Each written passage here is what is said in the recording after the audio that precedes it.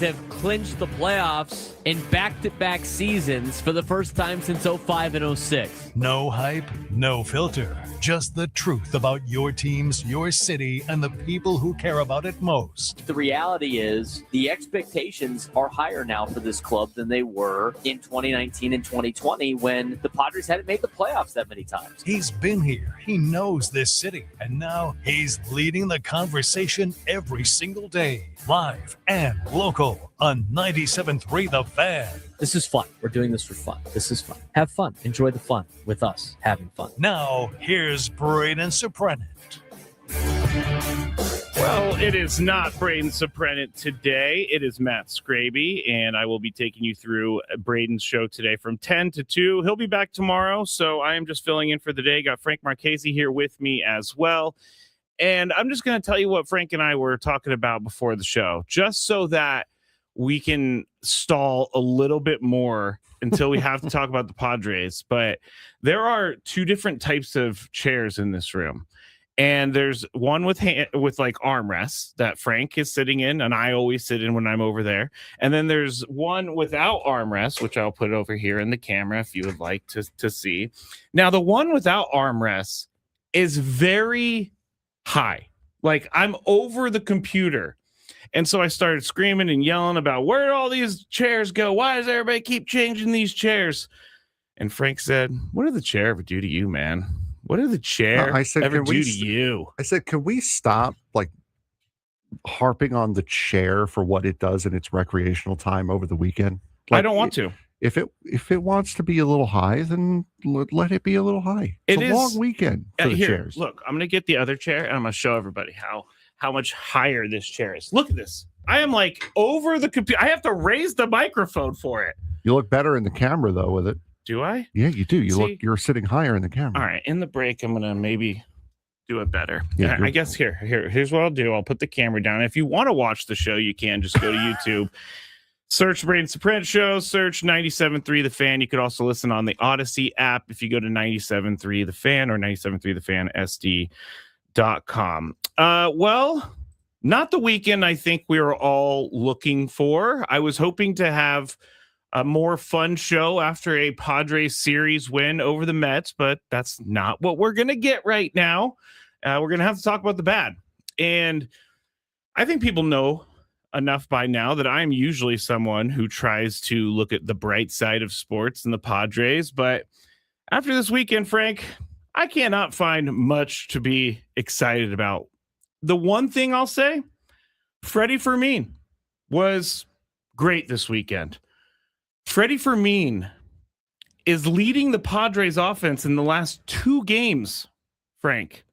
Yeah. That series reminded me of the series against the Brewers, where if Gavin Sheets doesn't hit that home run, I believe in the top of the ninth inning or eighth, one of those two, when they were on the road, Gavin Sheets hits a home run to put them ahead. Yeah. If he doesn't do that, they lose and they get swept. Freddy Fermín doesn't hit that home run, they lose, they get swept. And for people who are going to sit here and say, oh, you're being too negative, I don't know how else to look at this right now. It is bad. It's bad. This team is struggling, and it's struggling so much in my notes. I wrote 7 G's in struggling. It's been that bad, and there is no sign of it coming back together. So for all you out there that are saying, this is the team I thought they were going to be, congratulations. You were right. I was wrong. A lot of us were wrong. I will say, as Ben and Woods pointed out earlier, there's a ton of time left. And I know that they mentioned Clay in their chat, which I think Clay is if he's the same chatter from Gwynn and Chris and the Skraby Show, Clay's very positive, says, hey, 2024, they were 500 after a certain mark, and they ended up having a great second half. I don't see that team in this team. And now, can this team become that team? It can, but there is no indication at all that this team's going to be coming back together. And again, We're looking at a team with Freddy Fermín being their main offensive weapon in the last couple days. Freddy Fermín, I think we can safely say, is probably better suited as a backup catcher in baseball. He is not the guy you are paying or having on this team to be your main offensive weapon. And it's just a struggle all the way around. You have good pitching, no hitting. No hitting, mediocre pitching. No hitting, bad pitching. Then you have great pitching and no hitting. What's the commonality in all of this? No hitting. The last time the Padres had any sort of winning streak was when they took the first two against the A's a couple weeks ago. In the 13 games since, the team has gone 2-11, and something that I find to be extremely depressing about the team right now. 9 of those 13 games, the Padres trailed first. And 4 of those 13 games, the Padres allowed the opponent to score in the first inning. So you're fighting an uphill battle before you even start the game, it seems like. And I don't know how you feel, Frank, but I almost expect the other team to score first now. And I know that's not a great way. And I'm just being emotional because of how the team has played lately. So I get it. They're not always going to give up a run first, but this has been a trend. 9 of the last 13 games, they have given up a run first. So you've already made an uphill battle for yourself before you've even really started the game. What are you seeing, Frank? I mean, on the one side, I'll echo what Sam Levitt said yesterday during the postgame show. Freddy Fermín's turnaround, he was 0 for 29 going into Saturday night. 0 for his last 29, botches his first sac bunt attempt, and then Thank you for bringing that up. We'll talk about that. And then gets the second one down. Craig Stammen said post-game Saturday night that Fermín, after he got that second sac bunt down, came back at the dugout with a look of, finally, I did something right with the bat. Finally. Yeah. Then goes out, hits a 2-run home run, which I called, by the way. You can ask Mike Crum, our favorite guy, our favorite friend of the show who puts ketchup on his tacos. Ugh. You can ask him. I said, you see that landing over there in right field between the two city cruise lines, closer to the foul pole? Yeah. That's where Freddy Fermín's hitting this ball. Because I thought opposite field, that'd be more Mets. It would be more painful. Okay. Not 2 seconds later, he hits that home run in the 8th inning. Very nice. So I called that. So you were the one. Yeah, I was the one. And then goes out and goes 2 for 4 with a 2-run home run and RBI double yesterday. So something like that, something like getting that sacrifice bunt down could be enough to change the fortunes of this team. Just get something right. Get one thing to go in your favor. That is how quick it can turn. That's what Sam said yesterday. You are in trouble now. This offense is not producing at all. You had 15 hits in a 3-game series. You faced Christian Scott, who has not been good since his second outing in the major leagues 3 years ago. Nolan McLean he's had injuries. It fits with the narrative. He's had injuries, so it's been pushed back. Nolan McLean, who is starting to look like just another pitcher after the great year that he had last year. People thought he was going to be the ace. People thought he was going to be the next DeGrom. After the way he pitched last year, he's looked like every other average pitcher since then. And then you had a bullpen day yesterday against Sean Manaea, who has proving outing after outing after outing that 2024 was a fluke. You had 15 hits against those guys. 15. Now your bullpen is starting to allow runs. Mm-hmm. And the injuries are piling up, not just in your players, but in the rotation as well. Griffin Canning, although he looked very impressive on Saturday night, has not done what you thought he would do. Still looking for a win? Lucas Giolito has been fine. He's been serviceable. Michael King has been serviceable. He's throwing a lot of pitches. Is it serviceable on the side of inefficient. Right. Yeah. And now you're seeing a regression or a returning to the mean of Randy Vasquez. He's looked progressively more like his normal self, what we've seen over the last couple of years in each of his last couple of outings. He's regressing back to what he was off of that great start that he had. So now it's no longer your rotation is getting you there and your bullpen is locking it down and you're just waiting for the bats to show up. Now everything is starting to come down. Everything is starting to fall apart, and the bats are showing less and less a sign of making any form of impact in any of these games. So yeah, we're usually the calm, level-headed. It's worse than it looks worse than it actually is.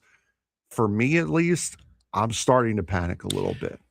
And let's just say that we should say that this is for right now. Yeah, for right now. Yeah, because Sam's right. And Sam's seen a ton of baseball. All of us have seen a ton of baseball. Something like a Freddy Fermín homer yesterday, well, you would have thought they would have got, off to a better start yesterday, but that can spark an offense. Hitting is contagious, just like not hitting is also contagious. Mm-hmm. It's kind of like, I'm trying to come up with an analogy on the fly because you said something, the rest of the team is faltering now because there's no hitting. So it's kind of like you hurt your leg and you just keep walking on your leg, Frank. You keep walking and now your left or your right knee starts to hurt along with your leg. And so now you start putting all the weight on the left leg and then the left leg starts to hurt. Yeah, you're so overcompensating. It's overcompensating. And we've been talking about the pressing thing here lately. I fully believe in pressing, and I fully believe that a team can press and a team can play worse because they're pressing. You just want to do something to get your team going, but they're also not doing great things like running the bases.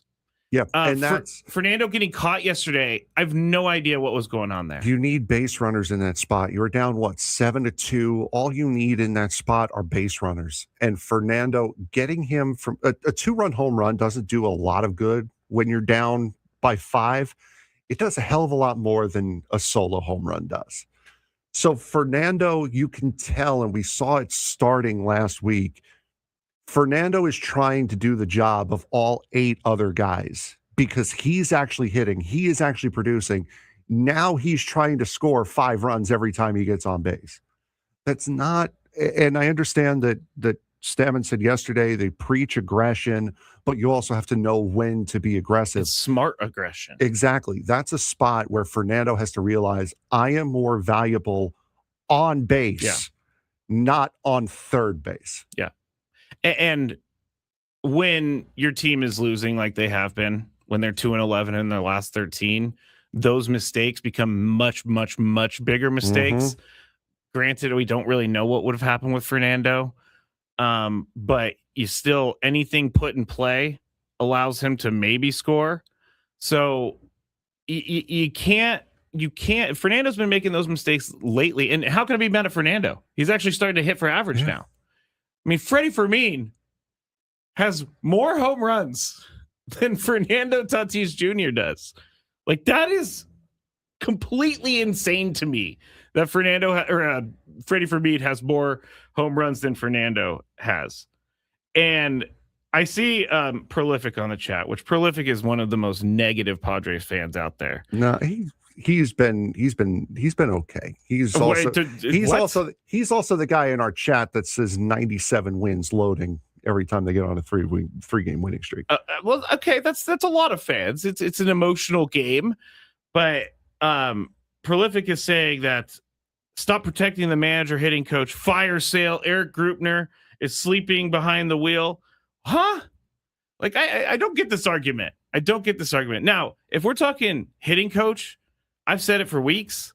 I don't think that firing a hitting coach is going to do anything at this point in the season. And I still believe that firing a hitting coach today would not do anything different. The manager, Craig Stammen needs to find a way to motivate his team. Yeah.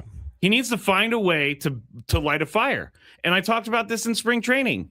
Is he going to be the guy when things are bad to motivate them and to maybe have those tough conversations? I mean, what do you say to Manny Machado? You have to say something like, what's going on, Manny? Are you hurt? Like, let us know, because you're hitting like 169. 169. We're like 60 games into the season. 64 games into the season. There's 98 of these left. So, Jose Orozco in the chat, I've seen you. Two things can be true at the same time. There can be trouble, and there can also be a lot of time left, which there is. There's more than half the season left. But I will say this, as a quote-unquote opposing fan for the weekend, I can tell you a couple of my observations. That bullpen is scary. When you're in the lead, that bullpen means nothing. Who are we talking about? When the Padres bullpen is scary. Okay, that's what I thought. Okay. When your team is in the lead as an opposing fan, that bullpen means nothing. It means nothing. It doesn't matter. You know who you're getting instead? I'm sorry to interrupt you. You know who you're getting instead? You're getting Wandy Peralta. Not even that. On Saturday night, Jason Adam was warming up in the 8th inning. Mets were up 2-1. I'm like, okay, cool. Jason Adams warming up. Fermín hits the home run, and then all of a sudden it's like, oh God, Jason Adams up. It changes like that. That is the fear that your bullpen has on opposing fans. I will also say this as a quote unquote opposing fan. Forget about the numbers. Fernando's hitting 270. Jackson's hitting just over 200. Manny's hitting $170 going into the series. Those guys still scare you when they come up. Of course. Because you know what they're capable of. You know what they can do. And everyone hates their team more than they hate the opposing team. So you expect the worst. Those guys are still very, very scary coming up. And if that's the case, you're still somewhat in a good spot. Their numbers aren't great for sure. But every time Manny came up, I was tapping my toe a little bit. I was nervous for sure. Of course. Manny Machado showed it against Zach Wheeler last week on Thursday. He watched like 8 straight. He saw 8 straight fastballs and then hit the 9th one out of the park. Mm-hmm. And that's Manny Machado. And he's able to turn it around at any point. Now, what did I just say? What good is an amazing bullpen if we can't score runs? Exactly. I said that bullpen meant absolutely nothing to me when the Mets were up 2-1 in the 8th inning on Saturday night. Jason Adam warming up meant nothing. But the second they got the lead, it was like, oh God, here comes Jason Adam, and then Mason Miller's next, and it's over. All right. We need to head to break. But the chat is already a little wild today. I'm Matt Skraby. That's Frank Marchese filling in for Braden Surprenant. He's going to be back tomorrow. When we get back, what does this losing streak do in regards to Mason Miller? We'll talk about it next.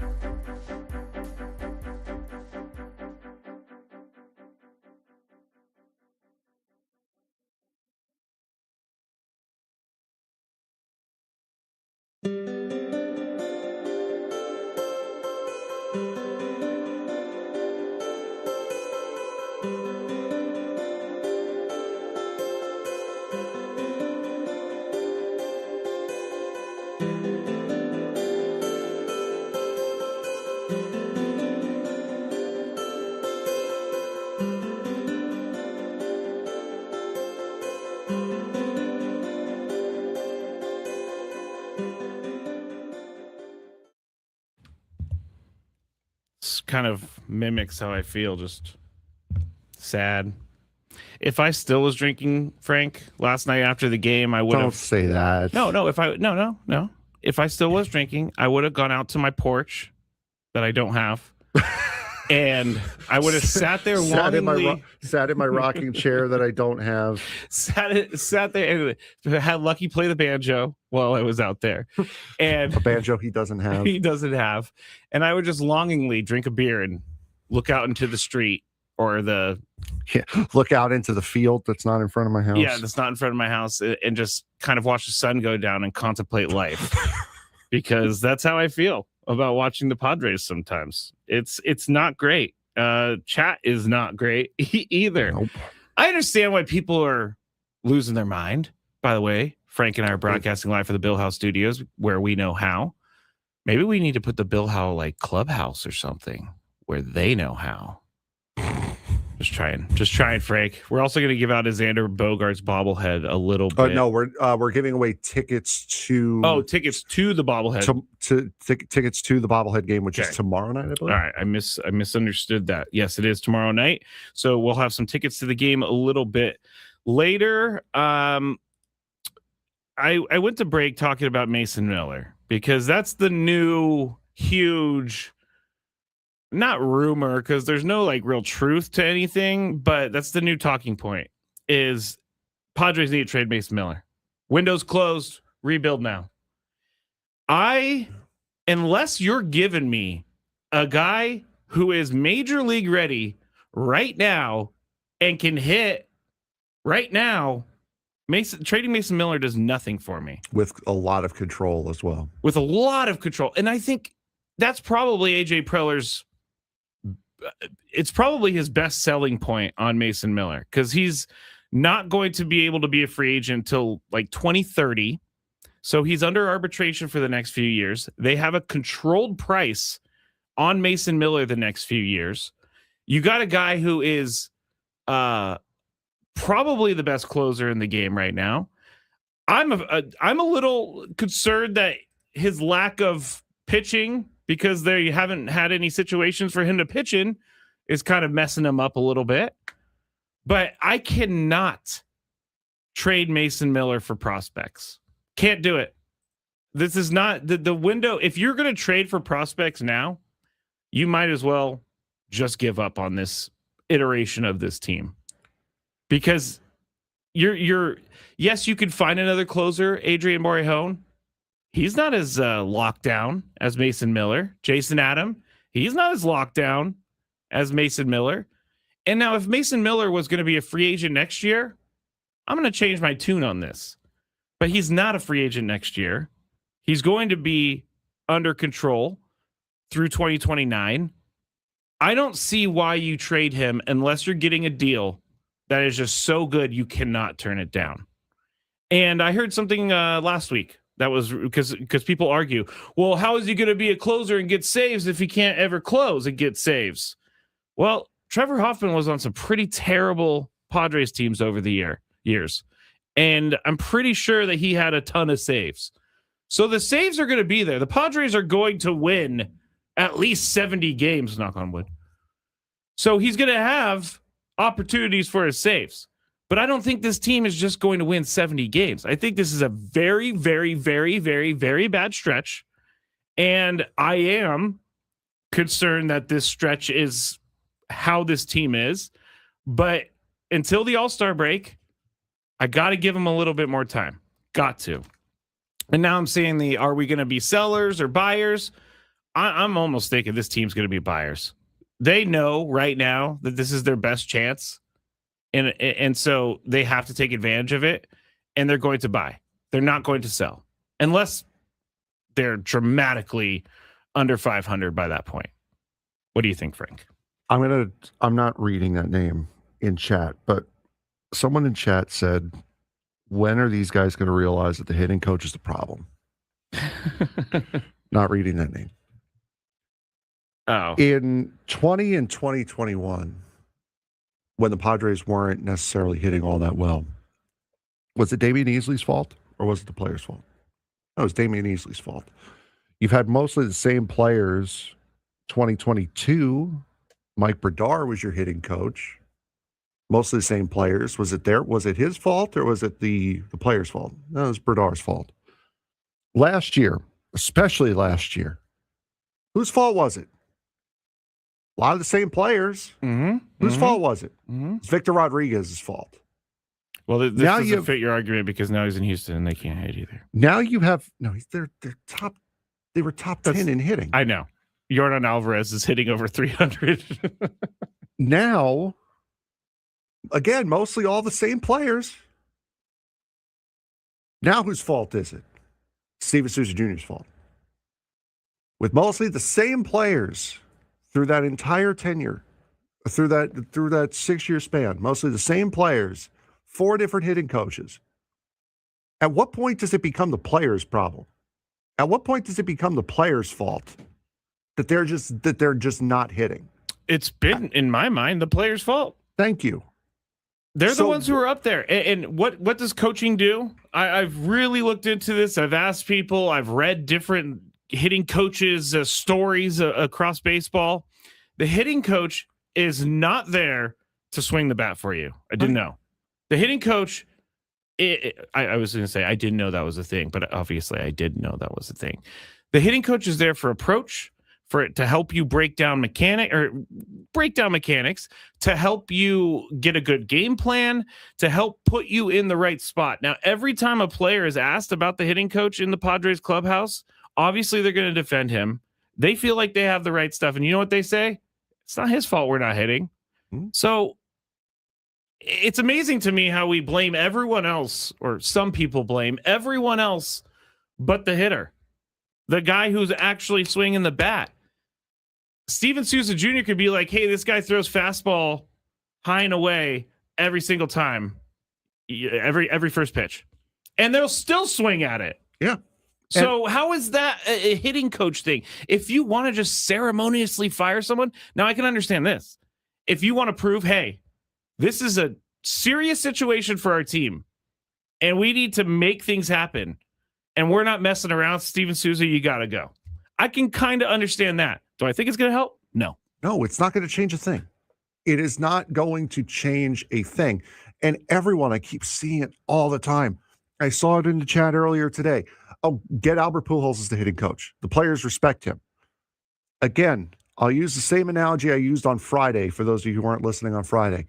Skraby, you get a job offer, or you apply for a job offer as a radio show host anywhere, let's just say in Chicago for the hell of it. Great. St. Louis, sorry. Just say like San Francisco. San Francisco, okay. You get a job offer. Listening there. You get an offer to be a show host in San Francisco. Ooh. You apply for the job, interview, doesn't work out. Unfortunately, you don't get the show. Well, that's unfortunate. 3 months later, you get a call from that same radio station and say, hey, I know it didn't work out, you getting a job for the show, to be the host of the show. Our producer for that show really isn't working out. So would you mind producing for that show? What's your response to that? Let me make sure the camera can't see me, but I just gave Frank a one-finger salute. Yeah. So why would Albert Pujols, who failed to become the manager here, why would he come back here and take a lesser job?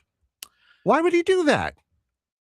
Makes no sense. It makes no sense. Number one. Number two, Albert Pujols is not the answer either. Commendatory. How do you know that? D1115. How do you know say the comment? How do you know that the hitting will immediately change for the better? You don't. If Souza gets fired. But that's okay because that's their opinion. My opinion is that if he gets fired, nothing's going to change. Their opinion is that if he gets fired, everything's going to change. Commendatory said Philly's early manager change seems to have helped their club. Glad you brought that up because I was going to bring this up.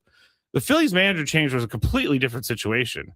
They had already had a guy in place who, had questions about him going back to the season before. The offseason, there were questions.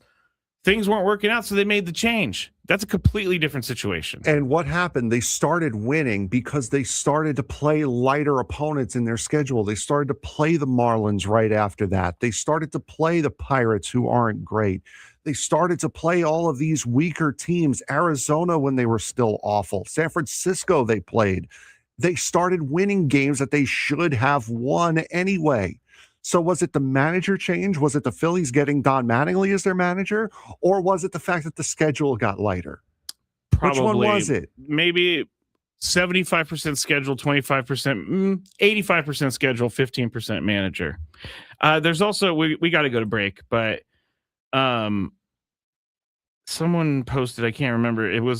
There's a lot of comments coming in right now. Well, there are. Someone saying basically, why is this fan base not angrier?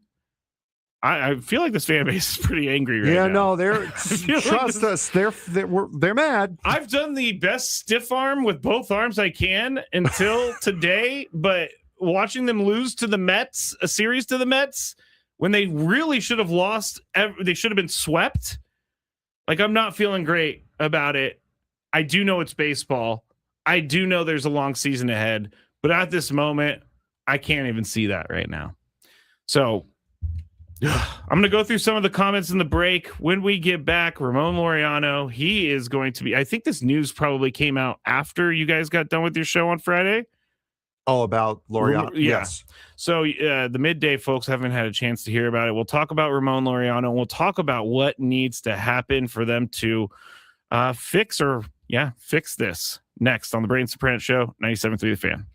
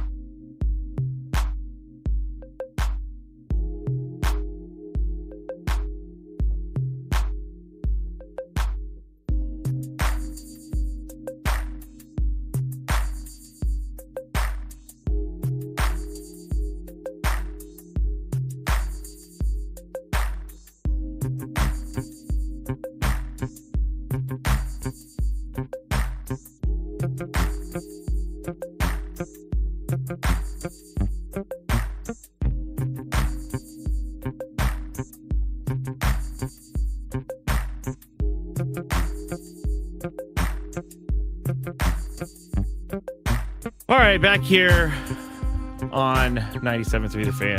The Braden Surprenant Show. I'm Matt Skraby. That's Frank Marchese. Braden is going to be back tomorrow. I believe he's doing some sort of fun outing. I can't. Oh, it's golf. It's golf. Yeah, he's doing Cathedral's You okay? alumni golf. No, it's just You a okay? comment. It's just a comment I just You're saw. so It's sad. fantastic. What happened? No, the comment I just saw. The last real manager the Padres had was Bob Melvin. we The as person fans you couldn't wait to jettison. exactly. As fans, we move the goalposts fast and furious because everybody hated Bob Melvin. Everybody hated who was after Bob Melvin? Mike Schill. Everybody didn't like Mike Schill. Now everybody doesn't like Craig Stammen. I'm going to say something crazy. It's almost like being a manager of a Major League Baseball team is a lose-lose situation unless you win the World Series. Friars Influencer 619. I know who you are. I saw you change your name. I want trades. Put actual trades in the chat, please. You're telling me the fire sale begins today. Start trading people. Oh, first off, let's talk fire sale. They're not going to move Manny with his contract. They're not going to move Xander Bogaerts with his contract. Jake Cronenworth hasn't played and probably doesn't seem like he's playing the rest of the season. So how are you going to move that contract? Now, I don't want me to list those thinking like, oh man, this team messed up big time. They messed up by signing all these guys. Oh, Fernando, he's terrible. Why did they sign him? Like, this is how you build a team to be competitive for a long run. It's not often that teams go on these long competitive runs with guys that they find in the minor leagues. You are going to have to throw money around in baseball if you want good players. That's what's going to happen. I saw some people complaining about the Manny extension after 5 years of the first one. No one was complaining about the Manny contract when it got done, the original contract. I hope you guys enjoy how well he's playing this year because he gets a raise next year too. He gets a raise after this year. It's something I have talked about, Frank, and it's a lot too. It's like $13 million raise. I don't think it's that. Is it not that much? I know that Fernando gets a big raise as well. So things are going to change in the payroll department there. Now, the new ownership coming in. Yeah, no, Manny only gets about another $4 million. Okay, maybe it's Fernando that gets this massive raise. Oh. What? Oh no, yeah, you're right. I was looking at the luxury tax count. Yeah, no, he's going from 25 to 39. Yeah, that's 14 million. Yeah, $39 million. I don't know. I don't think they do that in baseball where they like renegotiate and they say, hey, maybe they go to Manny and say, can you please defer some of this? Yeah, brother, can you take a little less here, please? That's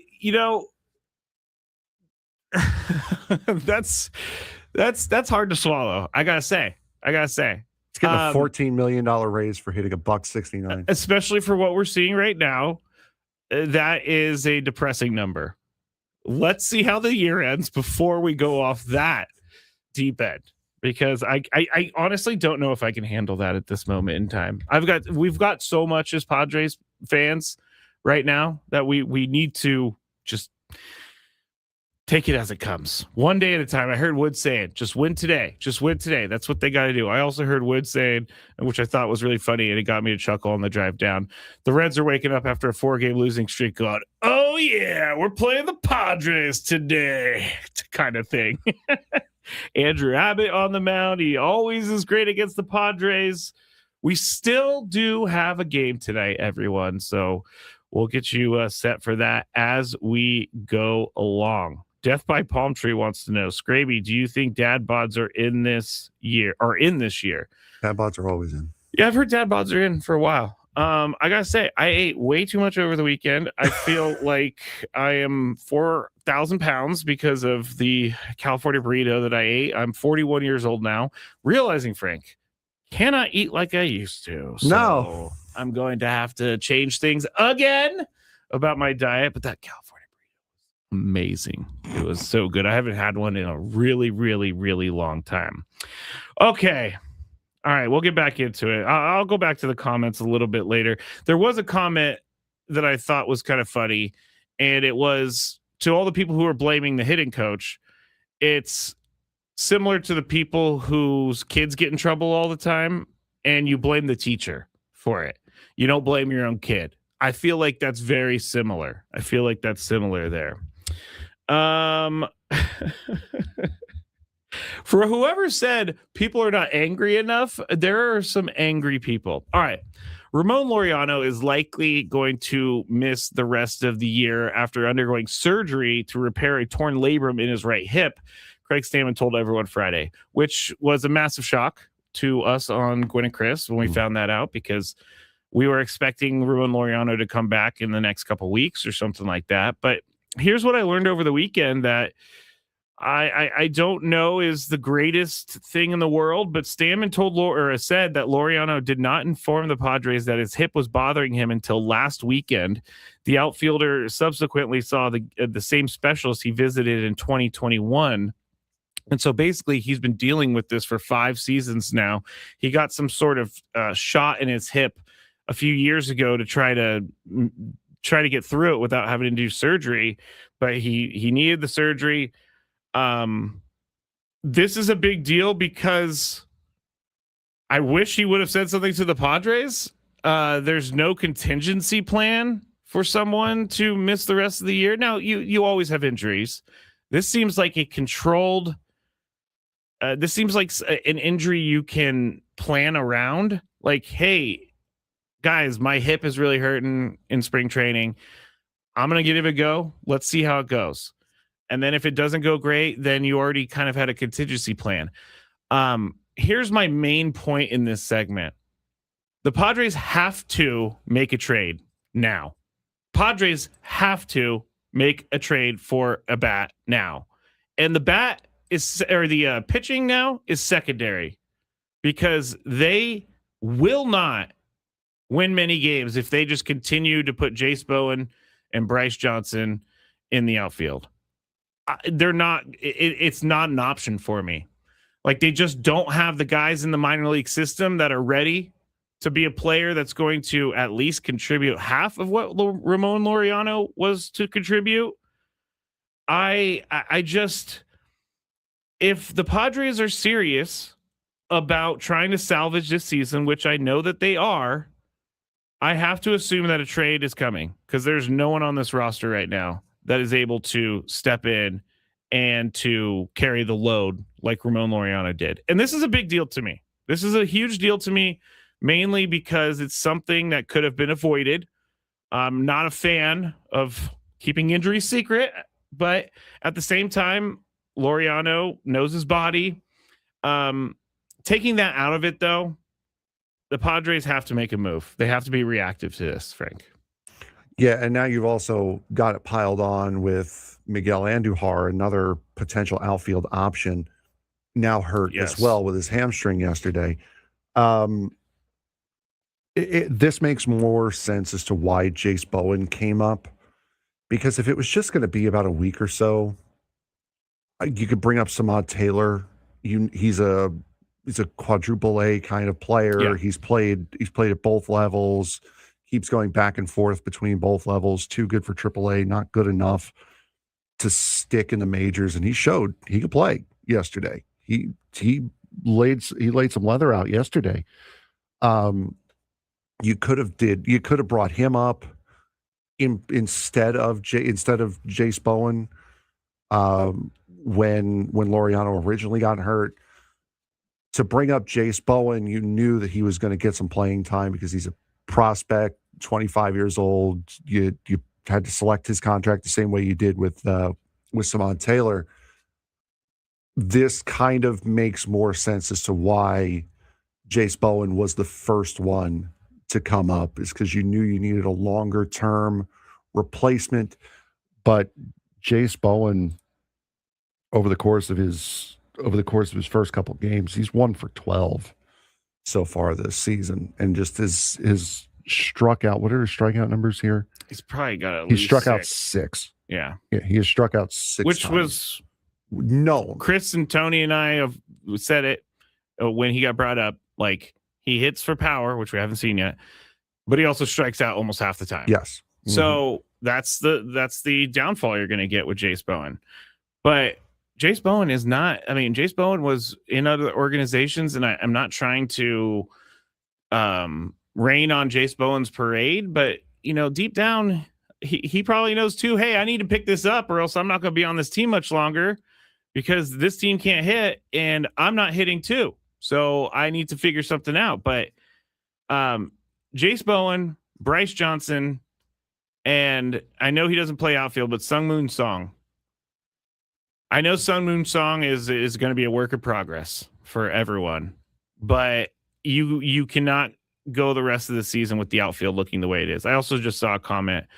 AJ pays players $100 million after one good season. I believe that was a Jackson Merrill comment, because that would be the only comment that makes sense. Yeah, Jackson Merrill's not great right now. Jackson Merrill has been striking out a lot. Jackson Merrill has lately shown a little bit of life at the plate. He's hit a couple home runs. He's got on base, but he's not been good. Manny Machado, I saw in the chat. Hey, Manny Machado, why are people more mad at him? I don't. Are you listening? Maybe you just tuned in, but I'm literally saying that this is the team goes the way Manny goes. What is Manny doing right now? Nothing. What did you just say? What comment did you just say? I don't know. Why are people? Did you say why are people so soft on Manny? Why are people so soft on Manny? That was a joke comment. Oh, okay. Well, I don't know these things, and I'm going to address them. No, you're fine. You're fine. I commented. I'm like, you almost got me there. Because I was about to go on it. I was about to go off on it too. JGA says, and now they want to talk about trading the closer we gave up our number one prospect for. Lols. Hey, I am not talking about trading that closer, Mason Miller. I got smarshed. I don't know what that means. I know what that means. I know what that means. Smarsh, get out of here. All right. When we get back, we have more to talk about today. Brendan Sorsby, Texas Tech quarterback, in the news. We'll talk about it next.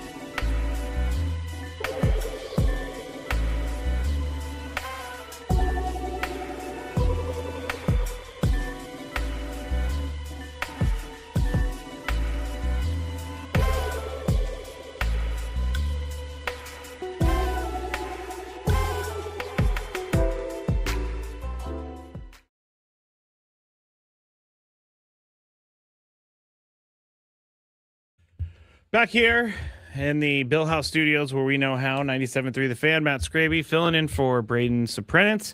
Frank Marchese here as well. Braden will be back tomorrow, and hopefully he'll have a win to talk about. The Padres need a win in the worst way.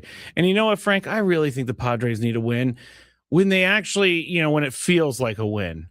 I feel like they did win on Saturday, but I feel like it was more of a lucky win type of thing with the Fermín home run to put them on top. So I would like to feel like they actually won a game, get up 3-0 kind of thing, put in Mason Miller, close the game out. I feel like there's going to be a win.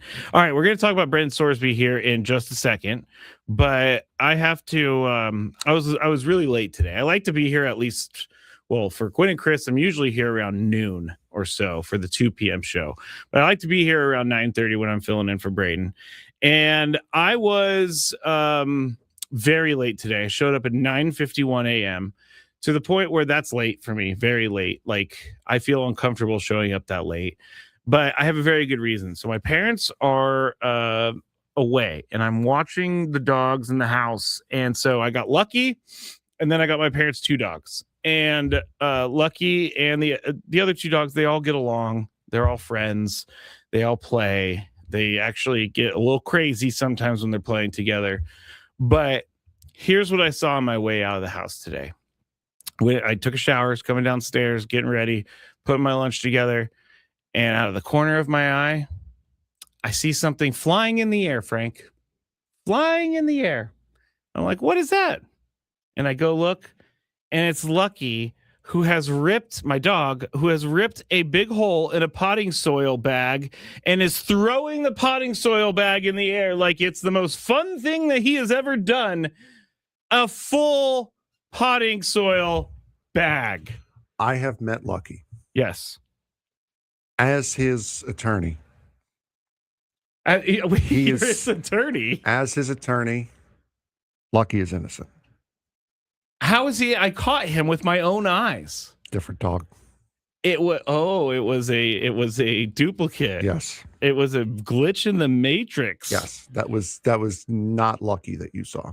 It was just a hologram of Lucky. Mm-hmm. Wow. Okay. Well, Lucky has a really great lawyer because he would never do something like that. Dominic says, the old potting soil bag toss bit. Yeah. As Katrina says in the chat, Lucky is the goodest boy. You cannot make that stick on him. I'm sorry. Well, I'm going to make it stick on him because I took the bag away from him and I looked at the mess, and that's what I have to deal with when I get home today.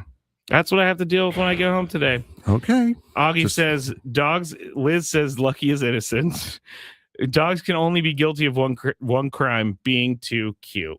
Exactly. That is true. Yeah. So you are going to have to. The slander I'm hearing on the radio right now is unreal. So Lucky and I will be asking for reparations in the form of extra bacon strips. Oh, well, he doesn't get those, but whatever snack. You know what's kind of funny about Lucky? Pepperonis, whatever. He doesn't like treats. Isn't that like the most non-dog thing you've ever heard? That is a little weird, yes. And when he does get a treat, he'll, like, say I give him a bone. He'll stay with the bone in his mouth for like hours and will not chew it because he wants to chew it when the other dogs are watching and want his bone. It's a weird thing. I did see a really great joke from Gonzo. It was, where did it go? It said it was an imposter.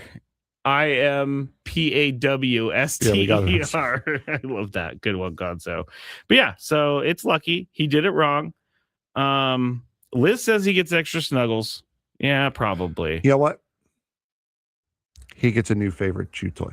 That's what he gets. Oh, he loves chew toys. So those are the reparations that we will be asking for. Haven't tried the Trader Joe's treats yet, then Elisa says. No, that is true. I have not tried the Trader Joe's treats yet, but it was one of those things where I looked at it and I said, can't deal with you right now. Gotta go. Cameron in the chat I'm going to steal a line from Braden from our open. This is fun. We're having fun. We are having It's fun. So have fun with us. Having fun. We're trying to have a little bit of fun here. Oh, Marg has gone too far. Uh-oh. Marg has gone too far. Get rid of Lucky, like how we will get rid of Souza.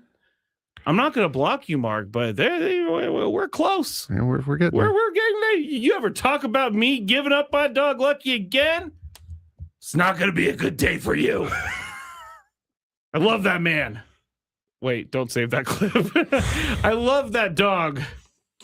Anyway, I was just trying to bring some levity to the situation, everybody, because if you can't laugh, are you really living, Frank? And what is the first rule of radio that we've just run afoul of? Anytime you say don't save that clip, that clip is getting saved. I know. All right, Braden Sorsby, Texas Tech quarterback. If you don't know, Texas Tech paid a bunch of money for him. They also paid a bunch of money for a billboard to go up in Times Square to welcome him to the team, which I don't really get or understand why Texas Tech is buying a billboard in Times Square, but that's besides the point. I'm just going to say it. This is, in my mind, one big, massive case of privilege working right before our eyes. I don't even care if people don't like me for this, because this, to me, is what's wrong with a lot of society. Brendan Sorsby is possibly going to get out of this because he has high-priced lawyers who are fighting for him to play, even though... High-priced boosters as well. Boosters, yes. Even though he completely admitted that he broke the rules. So, a guy who isn't denying that he broke the rules. He's saying, yes, I did break the rules. You guys are right. You guys found everything. I did break the new rules. A guy is now a guy who could play football and is going to get away with this because a judge has granted an injunction, and that means that he should be able to play for Texas Tech this coming year. There's going to be appeals, I've read, and all that. But here's a quick recap of how he got here, Braden Sorsby. The NCAA's investigation towards him found that he made thousands of bets totaling around $90,000 while he played with Indiana and Cincinnati. Chris, I just called you Chris. I'm in Skraby mode. Frank, he bet $90,000 when he was just with two teams. So I'm assuming that's like 2 or 3 seasons. 40 of those bets were placed on Indiana while he was a part of the roster. Although he didn't bet on the games that he played in, or so he says. In total, documents show Sorsby making at least 2,900 bets in just 2 years at Indiana, and he even continued when he transferred to Cincinnati. However, if that wasn't egregious enough, he also transferred money to family and friends to make bets on his behalf. If that's not screaming, I have a massive gambling issue, then I don't know what is. But Skraby, what? He went to rehab. Okay, dude. let me get to that. I got a comment for that. But he went to rehab, man.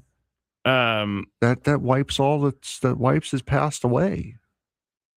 Ipe Mizuhara has comments about that whole thing.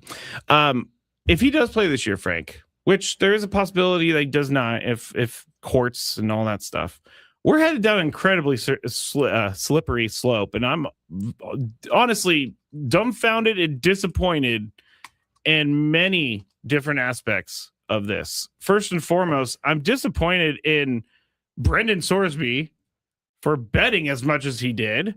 I'm disappointed in the NCAA for accepting gambling money than saying it's a really bad to gamble and you shouldn't do it. I'm disappointed in Texas Tech for fighting to allow him to play, even though he clearly and admittedly broke the rules. And I'm disappointed in the people around Brendan Sorsby for encouraging him to do this. Here is a quote from his attorney, Jeffrey Kessler. Quote, "This case, I think, has been badly misunderstood by a lot of people. It's very important, and everyone understands that it is undisputed that he never did any betting to compromise the integrity of this team. The bets he made on his team were when he was not participating in the team, and he never bet again to do that." What this case is about is when you have no threat to competitive integrity, but you have mental illness of gambling addiction, which is plaguing student athletes across the country. The NCAA said it in its policies that it would consider supporting the athletes, but instead they want to punish them. That's wrong. We think it's illegal, and we hope the court would agree, end quote. Now, that quote right there is one of the most offensive quotes I think I've seen in a long time. And I find this offensive to people who actually have mental illness issues or gambling issues, because they're just basically saying, hey, he went to rehab. He's good. He can play again. It's okay. If they let this happen, Frank, if the not the NCAA, but if courts let him play, and Texas Tech deserves a little bit of responsibility in this whole thing. A little? Texas Tech deserves a lot of responsibility in this whole thing. They can make the right decision and say, you know what, we're not going to do this. He's not coming to play for our school. We'll pay him the money that we owed him, but it's better for our integrity than to pay him the money and jettison him than to keep him playing for our team and just trying to look the other way the entire time. I also saw something earlier today on Reddit that I thought was really smart. If Brendan Sorsby plays, what's to stop players that are undrafted free agents that don't make NFL teams but make NFL camps? What's to stop them from coming back and playing in college football now? It's like when basketball did that. A guy who played professionally came back to play for Alabama. And the blind just turning your head to all of this because it's going to help you win is disgusting. Yeah, well, I'll let Braden rant on this tomorrow, but this is from Scott Van Pelt earlier today after the ruling was announced. There aren't any rules. You just go to court. If it fails, you go to court again until you find a judge that's willing to side with you. Yes. Want a 7th year? Sure. Broke rules? It's fine, because there aren't any rules. That is what this has now turned into. It is an absolute joke what college athletics have turned into. Mm-hmm. This is exactly why Pete Rose was banned from Major League Baseball for life. Mm-hmm. This is it. This is why, granted at a smaller scale, but this is exactly why. I'm sorry. Brendan Sorsby, sorry. No, I am sorry that you decided to bet on sports while you were playing said sport, whether you played in the game or not. I'm sorry that you decided, you made a conscious decision to do that, got caught, and now can't play in your senior year. I'm sorry that you are facing consequences for your stupid actions. Suck it up, take it like a man, and just eat it. Instead of crying to every single court and appealing every decision that doesn't go your way, which is exactly what you did, until you find a way to get away with it scot-free. This is why the government the government proposal that is out now that we talked about in our weekly update, the one for the new rules for college, basically a not a CBA rules. Yeah, it's a rule structure for college football. That's why this proposal is on the table, because that would stop this. That would stop being able to just go out and sue until you just get your way. It is embarrassing. It is disgusting. And again, for Texas Tech to think about, and don't get this twisted, when Texas Tech is saying, oh, but this kid deserves to play, they don't care about Brendan Sorsby. They care about themselves. They care about their ticket sales. They care about their standing in the SEC. They care about whether or not they make the college football playoff and have a chance at winning the national championship. They're in it for themselves. It is disgusting that, one, they let them go through with this, and two, the NCAA, who we had talked about for years and years and years, having so much teeth, and so they're so constricting on players. Now they've got absolutely nothing. And especially when they're right, they are in the right in this case, can't do anything about it. Well said. Big 12, sorry, in the SEC. Sorry. I was thinking of A&M. It doesn't matter. I was thinking of A&M. I think it's very well said. And it makes me feel for all the people who have done something wrong, realize they've done something wrong, paid for their actions and worked through all of that. It makes me feel for those people. 10 years ago, I did something more than 10 years ago. I did something really stupid. I ended up in jail because I was drunk and really, really, really stupid. If I were to go to the judge and I would be like, hey, I stopped drinking and I went to rehab. Like, can you just let me go? He would laugh at me, Frank. He would laugh at me. Yeah. Sometimes I think you need to lie in the bed that you made. And that's what Brendan Sorsby needs to do. However, he's not going to do that because there's so many people around him that are going to push for him to get what he wants. College football has slipped so far away from anything I really want to support anymore. It's not even about Sorsby's parents, as Steph in chat said. I've seen it. I've seen it firsthand. You can get away with anything. Going to in high school, if you're a football player or a basketball player, especially if you're a good one, you can get away with anything. Because because the people around you enable you to be able to do that. It is absurd that he is not getting any form of reparation for this. It is rules for thee, but not for me. Exactly.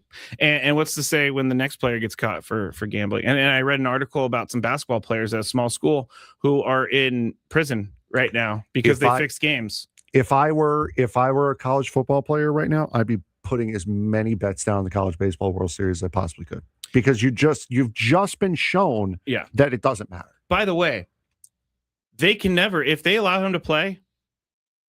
I mean, the NCAA is trying to really stop this. Like, they're trying to put their best foot forward, but they've already let it get way too out of control. This is why we're in this situation. But he said, the attorney for the NCAA said, Mr. Sorsby didn't come forward. He got caught. And when he got caught, he went to treatment. And that's the first time you heard about this, quote, mental health concern. He was found out by law enforcement, and that's what triggered this. If you allow him to play, then every single player who has some sort of betting history should be allowed to play. Yes. You're setting that precedent right now. Yep. Whew. Steve says one thing that's overlooked: can't have grown men, aka 24, 25, 28-year-olds play college sports against 17, 18, and 19-year-olds. It's a health situation. Have to have an age max of 24 to play college. I don't disagree with that. I think the guys that are playing like 8 years in college, I understand that that's maybe the only way you're going to make money. Yeah. There should be like follow the rules. They're called doctors. Follow the rules. Like, I don't know if 24 is an age, because 24 would be like, say you start your freshman year at 20 at 19.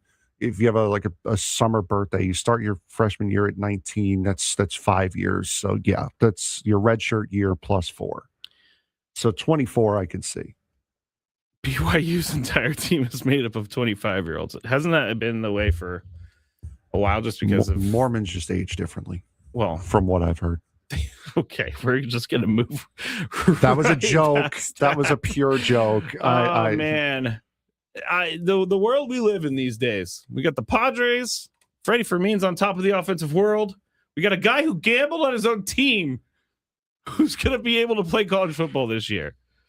It is a wild world. So cool that we live in. All right, Matt Skraby, Frank Marchese, filling in for Braden Surprenant. He's back tomorrow. When we get back, we'll go back to the Padres. We'll talk about Manny saying no to analytics, which I know people really, really love. Talk about that next. 97.3 The Fan.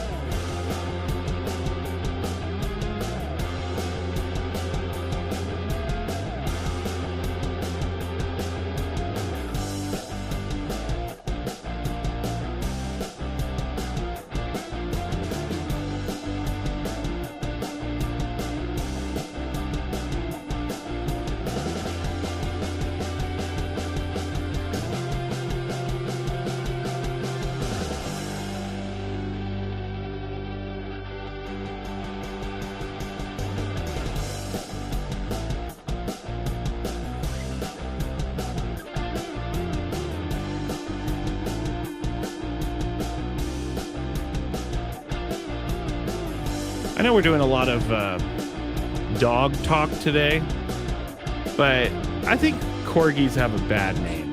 Get a bad name. I don't think that's a corgi. No, I know it's not corgi. Frank just showed me a video of a dog, and it wasn't a corgi, but I was thinking about a corgi I encountered over the weekend, and corgis sometimes are aggressive. But this corgi was the cutest, happy guy ever. And I was, I always thought corgis were mean, so he changed my way of thinking about corgis. If you have a corgi out there, please make your corgi be nice. Everybody wants their corgis to be nice. Braden Surprenant Show, Matt Skraby, Frank Marchese. Braden is back tomorrow. And all guests on 97.3 The Fan are brought to you by SDCCU. It's not big bank banking. It's better. All right. Manny Machado says no to analytics, which I think we've already known this over the years. But he, Talking Baseball and Marty Caswell were discussing this, and they had we have a little bit of audio for you. Yeah, this is from the press scrum on Friday night, recorded by Marty, posted by Talking Baseball. I just wish we can get the analytics out the way. I think there's too many stats out there, too many stats, way too many numbers. I don't even know half of the stuff that goes up there. I look at the board sometimes and I'm like, man, I even ask some of the guys, like, what is WCCVBB, whatever it is? Like what are these names that are being created? It's just crazy to even keep up with. weighted expected on base percentage. Is it? Is that what it is? Yeah, what is that? Something like that. Yeah, it's crazy, dude. I mean, the pitching stuff, like FIP or something like that, I think, right? The Fielding independent pitching. yeah, like what is that? That's taking out the defense to say this guy.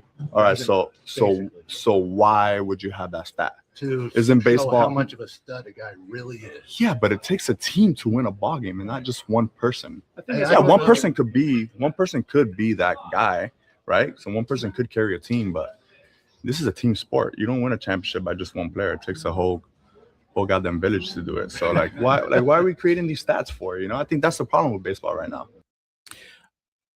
I don't disagree with Manny at all. I don't disagree with him at all. And actually, I think that was a very fun conversation for Manny. I know people always think that Manny's mad about something, but I don't think he was mad there. I think he was just having a conversation that he sounds like he's wanted to get off his chest for a while. No, those stats are individual stats. Fielding independent pitching is made up for. That's for us. No, it's for general managers to figure out how much to pay a guy. I That's what guess they're even if they're for. using FIP as that, but the WBCCVX like weighted on base, whatever Derek Togerson said, which credit to Derek Togerson for having all the answers to all Manny's questions. Like I like analytics because it does tell us the normal baseball watcher how guys are doing against each other. Like Fernando's hard hit percentage, for example, how is that against the rest of the league? Okay, he's a 98% hard hit guy, so he's one of the best hard hit guys in the league. I think those are useful stats.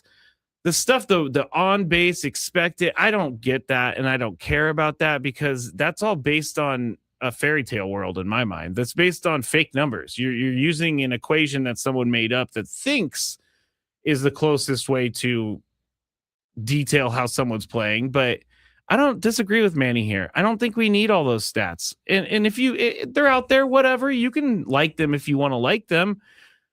But he's right. It takes 9 guys to win a baseball game. It does not take one guy to win a baseball game. And again, a lot of those stats are for general managers when trying to judge a guy's value in free agency. That's mostly what it's for. Like fielded independent pitching. Why would you take the defense out of the game? It's because I want to know how much this pitcher is actually going to help me without the defense. And that's a lot the same thing to do with like offensive players and their offensive stats. They're all for general managers. Those are numbers that we weren't necessarily supposed to see, know, or have become a normal everyday thing in the baseball lexicon. That's just it just happened to be that way. I don't think the Padres are having trouble swinging at pitches. I think the Padres are having trouble just hitting the ball completely. So you don't need the advanced metrics to tell you that they're like, how many times have we seen this year them swing through a fastball? It's right down the middle. A lot. Manny's missed a lot of those down the middle. Do I think Manny needs to pay attention to all these? No, he doesn't. But I would also encourage Manny to maybe look into some stats that would help. I'm sure there's some stats that he could look at, like, I don't know, swing speed, swing angle.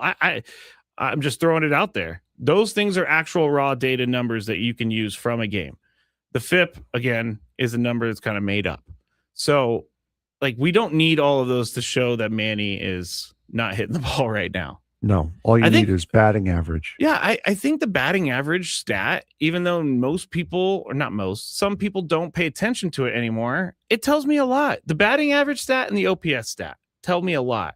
If you have, I mean, let's split that up. The batting average on base and slugging tells me a lot because OPS can, if you're not getting on base, but you're hitting home run. So there's one or the other. Batting average tells me how often is this guy getting a hit or getting a hit. OPS or slugging tells me how much is this guy hitting for power, and on base is how much is this guy walking and getting on base. Those are the 3 stats I really need to tell about someone at the plate. And maybe exit velocity, launch angle. I like those too. I like real numbers. I like raw data numbers. But Manny is an old school baseball player.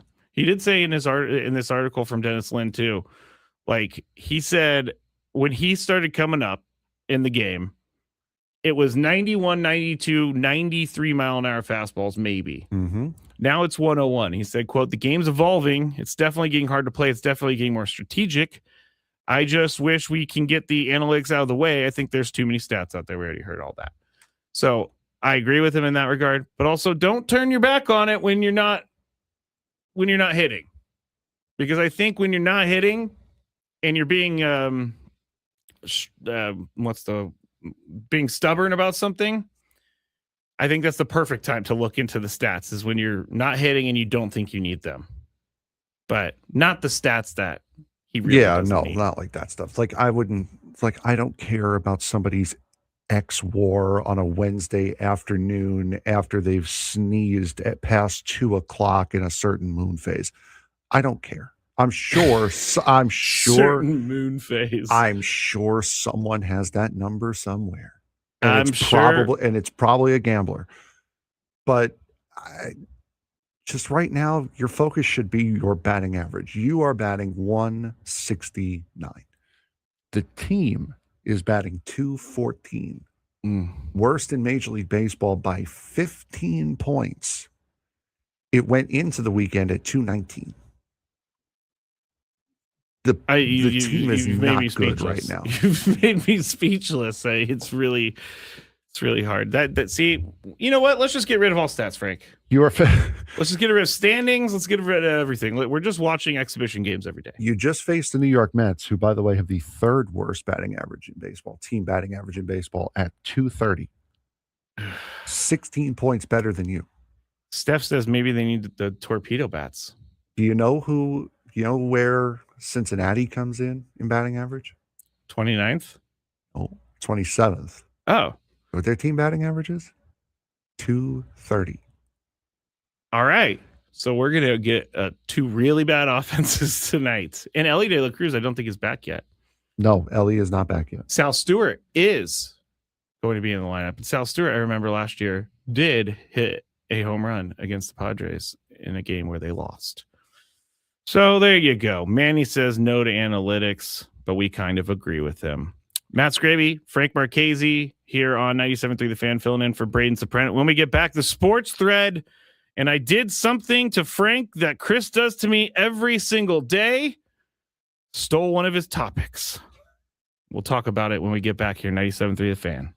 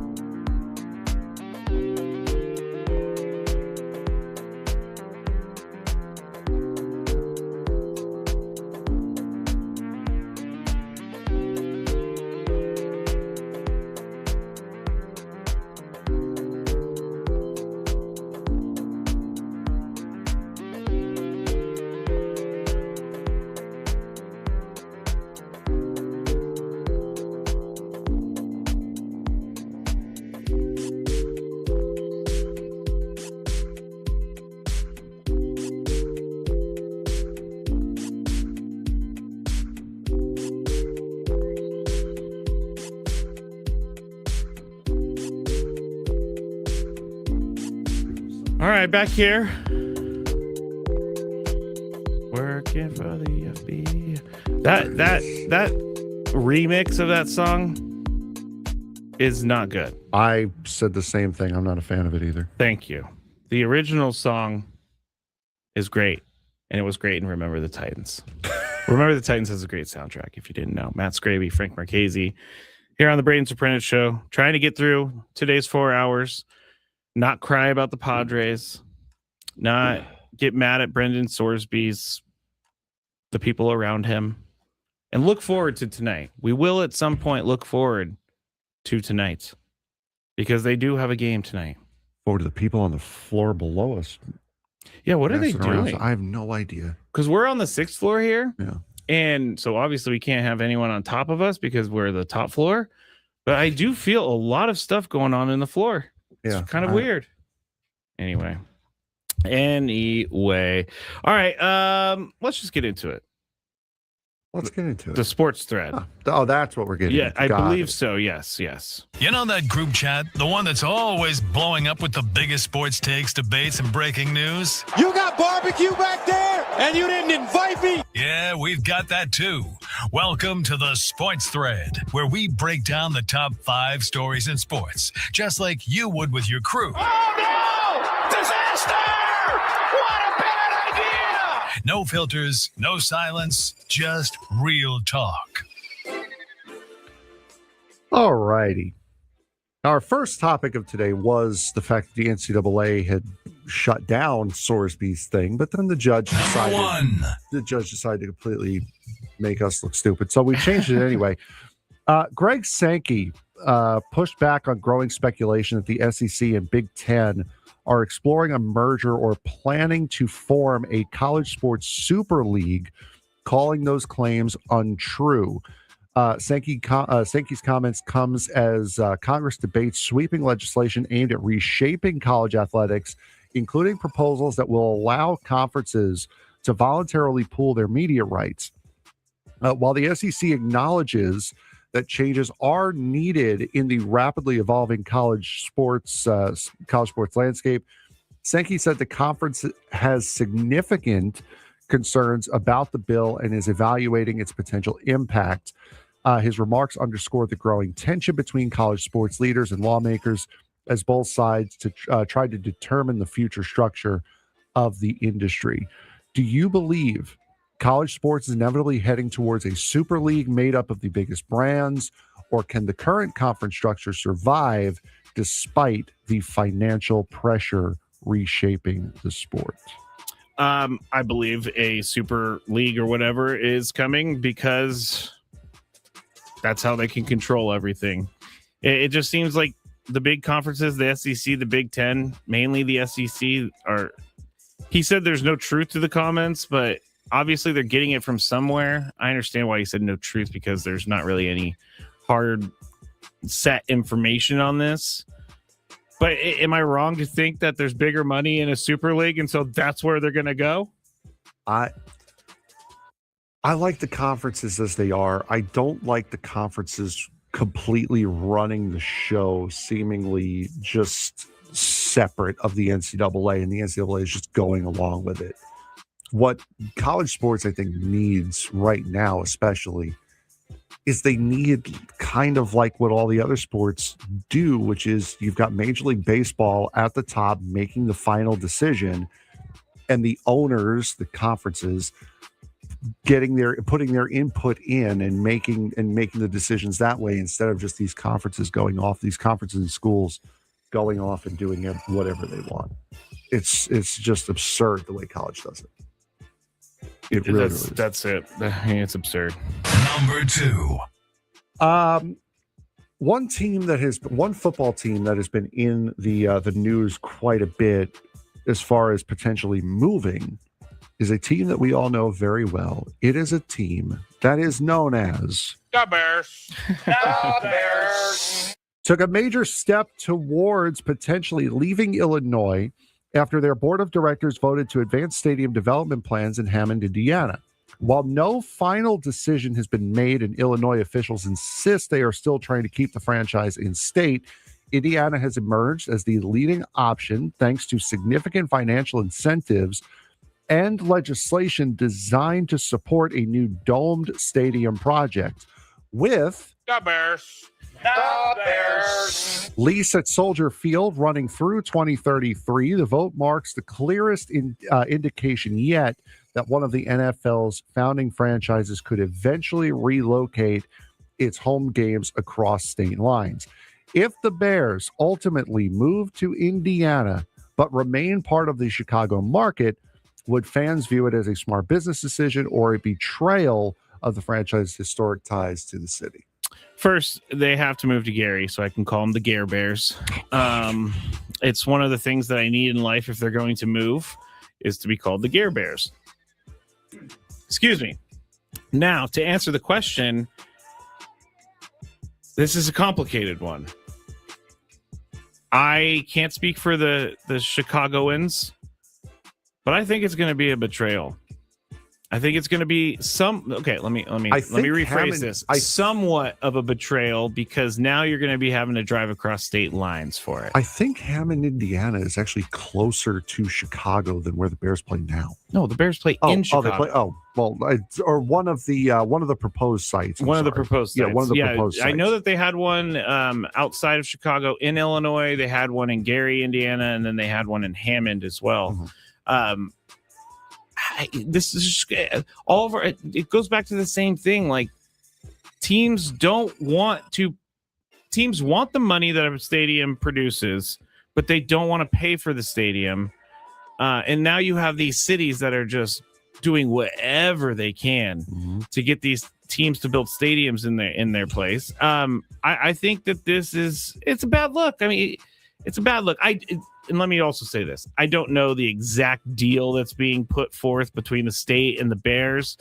I could just say that probably the NFL team wants more than what the state wants to give them. But I would say that this is a little bit of a betrayal. And for the state of Illinois, they've said that this is not a guaranteed, it's not a done deal move that they are moving to Hammond. So there's still time to work it out. And state of Indiana said that state of Illinois said they are still actively working on it. But this does seem like a very, very real thing that could possibly happen. And the chat is saying, Mime Jr. says, Skraby, you could look at the 49ers as an example to what the Bears are trying to do. I was trying to keep them out of it because I've been crushed in the past for even mentioning that the 49ers moving to Santa Clara from San Francisco is a big deal. It was a big deal. It still is a big deal.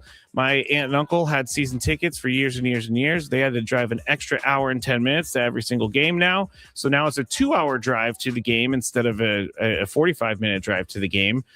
And fans don't really consider it. Fans just go with it. They just go with it. Yep. A lot of people don't, and I don't. At the end of the day, we're all suckers. Yes, we are. Number 3.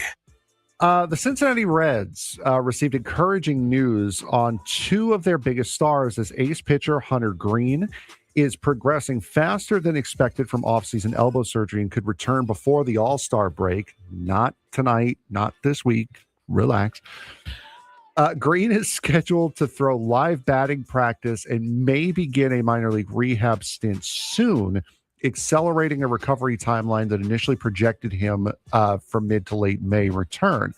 The Reds have also moved up the next MRI date for Elly De La Cruz, giving the club hope that both cornerstone players could be back in their lineup sooner than anticipated as Cincinnati pushes towards the second half of the season. Again, not tonight, not this week.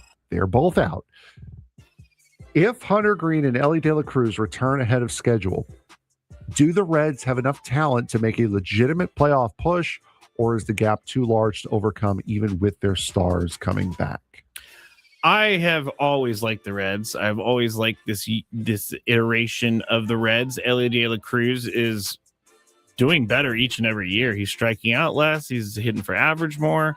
Hunter Greene is a great pitcher. He just gets hurt all the time. If those guys can stay healthy, I think they have a chance to make the playoffs. I think they got some really good young players. They have Sal Stewart playing first base. You got, I think Eugenio Suarez is still hurt, but you got guys that can hit for power. You got pitching. You got a lot there in Cincinnati, and you got a good manager in Terry Francona. You may have to worry about, you may not have to worry about Hunter Green, but you definitely do have to worry tomorrow about Chase Burns. Chase Burns is very good, and he throws very high heat. Yeah, 7-1 with a 2.05 ERA. He's the red starter tomorrow. So, Number 4. the long-running NBA investigation into the Los Angeles Clippers and allegations of salary cap circumvention involving star forward Kawhi Leonard appears to be nearing a conclusion. NBA Commissioner Adam Silver said the investigation is, quote, far along and close to wrapping up after the league investigators interviewed Kawhi, Clippers owner Steve Ballmer, and team executives and others connected to the case. The inquiry centers on claims that a sponsorship deal between Leonard and the now defunct company Aspiration was used to provide additional compensation outside of the NBA salary cap rules. Allegations both Leonard's camp and the Clippers strongly deny. With the league now evaluating evidence, the focus shifts from the investigation itself to whether or not any discipline will be issued and what precedent that decision could set across the NBA. If the NBA cannot find clear evidence of wrongdoing, should the league close the case with no punishment, or does the appearance of impropriety alone require some form of action to protect confidence in the salary cap system? Honestly, this has been a very confusing story, this whole thing with the Clippers and with Kawhi Leonard and the NBA.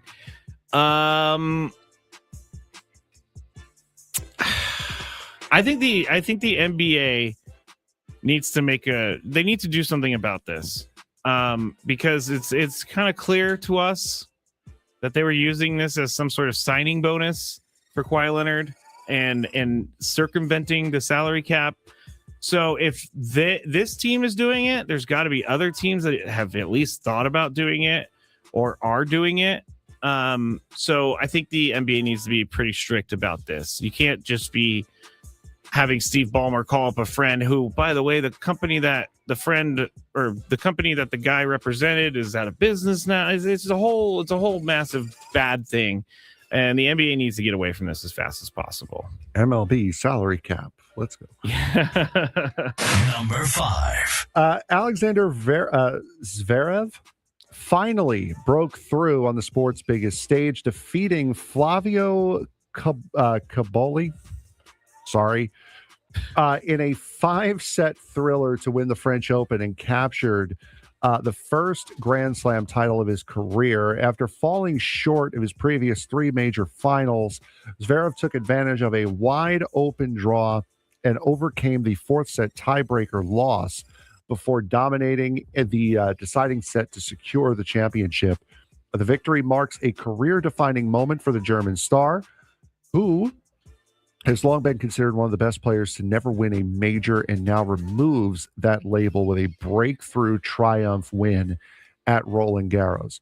Now that Alexander Zverev has finally won a Grand Slam title, does this change how his career will be remembered, or does he still need multiple championships to reach that next tier of tennis greatness? More. We always need more. We always need more. One doesn't do it for anyone anymore. You have to have multiple now. I mean, you look at a guy who wins a golf major, no one cares about that guy. Zverev, I'm just being honest. I'm not the tennis expert. Usually Chris is a tennis expert for our show. I've heard his name many, many times, but he's got to keep winning. That's what you have to do. You know who is at the next tier right now? Alcaraz. Mm-hmm. Sinner, even though Sinner was a sinner and cheated. Hey-o. I think he needs to win. No. We have established many times on this show, just because it's funny doesn't save you from getting a foul. But that's his name is Sinner. I know his name is Sinner. He sinned by taking steroids. He draws the foul. It's 2. What happens if I get 3? Well, no, if you get 6, you're done. It's if you foul out. Oh, so I can just keep saying this over and over and No. I'll foul out. No, this is not a hack-a-shack situation here. Tennis. I like watching tennis. Tennis has a really hard time breaking through. Even golf is more prominent than tennis, which I don't necessarily understand. Tennis is more action. So I don't know why people would choose golf over tennis. Maybe because more people play golf. I don't know. Tennis has always seemed more, it's always got that pompous, rich feeling around it, too. You don't think golf has that either? Oh, no, it does. Okay. But tennis, I think, more so. Yes, I agree. All right, that's it for the first 2 hours of the show. When we get back, we will update you on everything that's happened today, get you set for the game tonight. Matt Skraby, Frank Marchese, filling in for Braden Surprenant on 97.3 The Fan.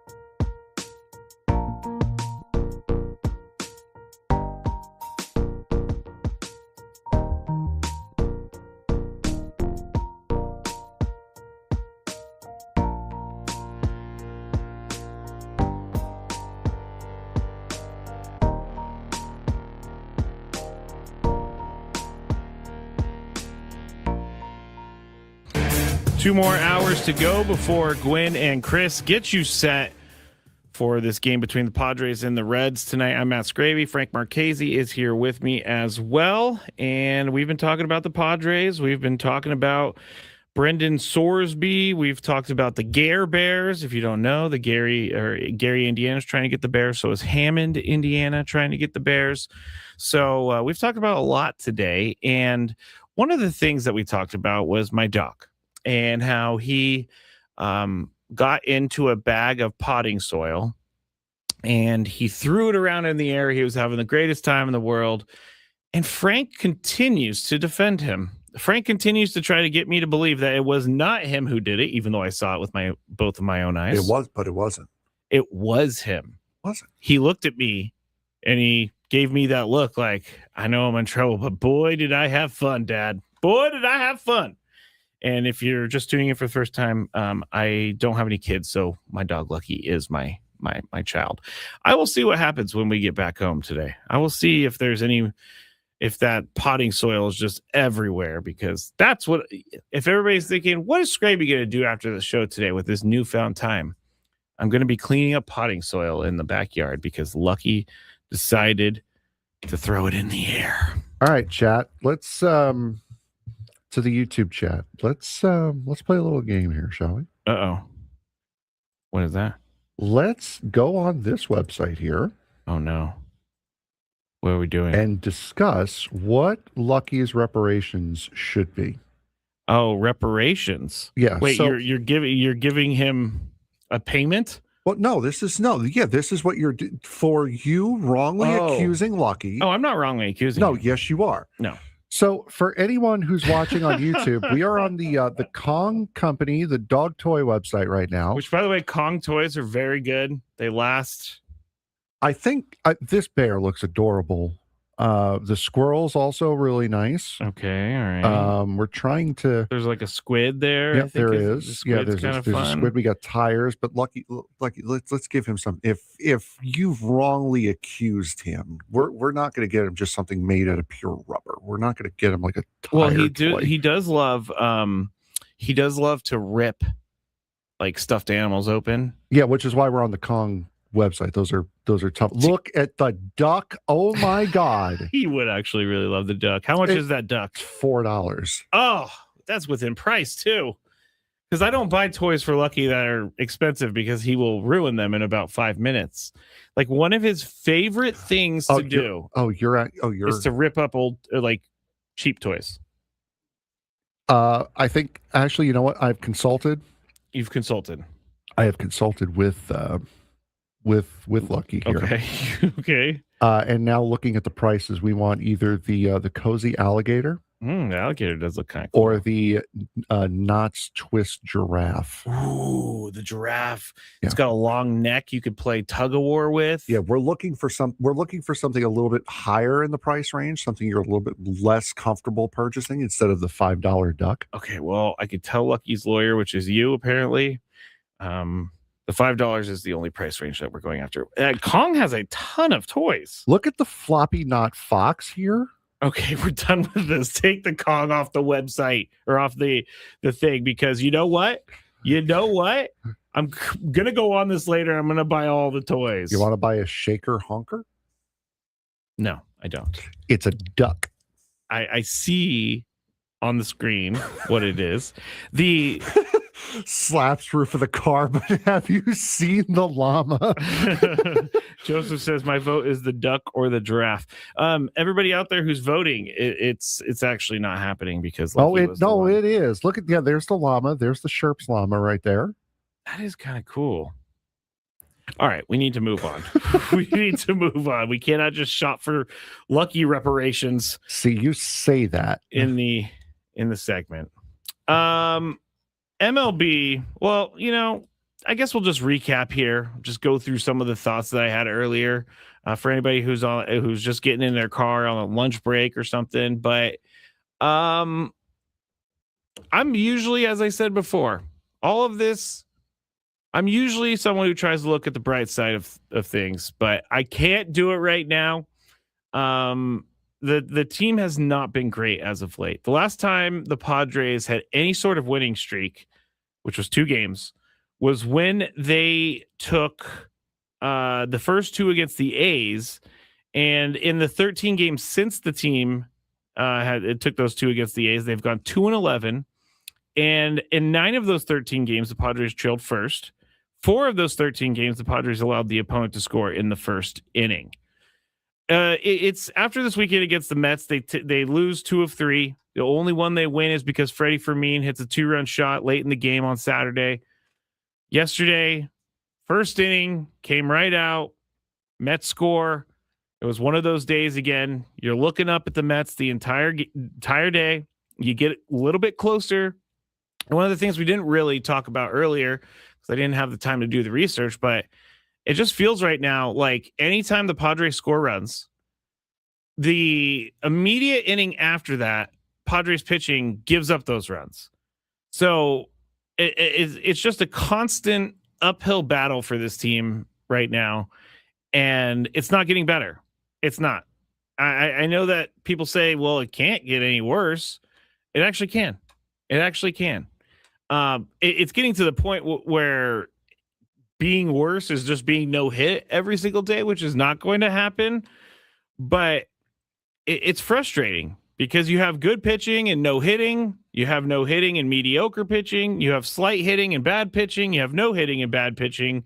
You have great pitching and you have bad hitting. And the one thing in common there is just poor hitting.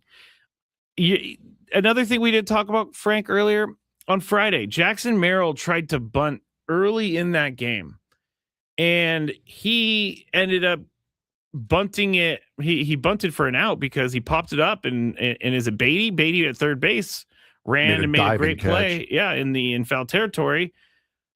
That is one of the most. That is an out that makes me very angry because it's so avoidable. And Jackson Merrill took the responsibility for it later in the game. He told reporters after, I fault myself for it. I've been swinging a pretty good bat, I feel like, the last week. Probably on me. Should have been in there ready to swing early in the game. Probably not the smartest decision. He said he's not going to fault himself for attempting the bunt. He just needs to know the situation going up there. We need to get something going. We need somebody to drive the ball in the gap and get it going. This is something we've seen with Jackson Merrill a couple times. We've seen him take it upon himself to bunt, and things haven't gone well, and it kind of throws a wrench in everything.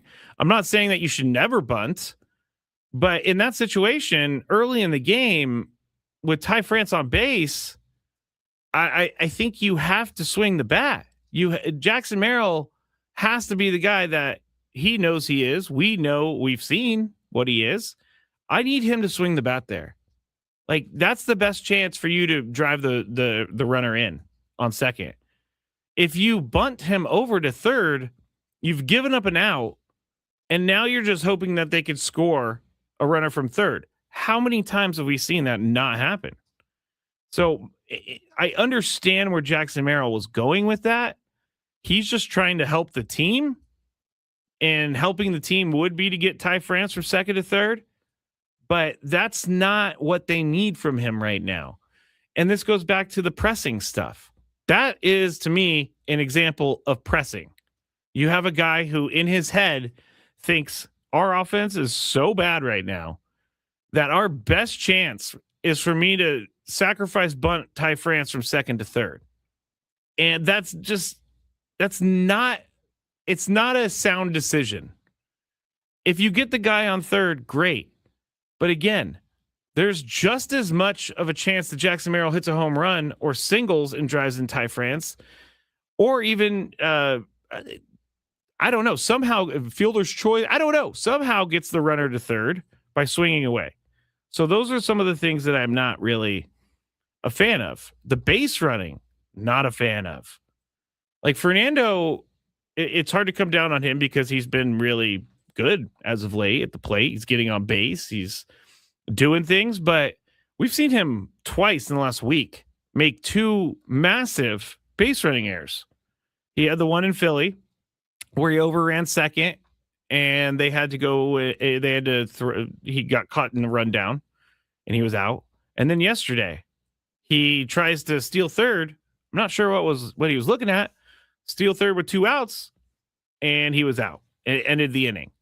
And he had a guy in second. And Frank said this earlier, your best shot as a team is to have Fernando stay on second and see if a guy could get a timely hit. That's another thing Padres don't have right now.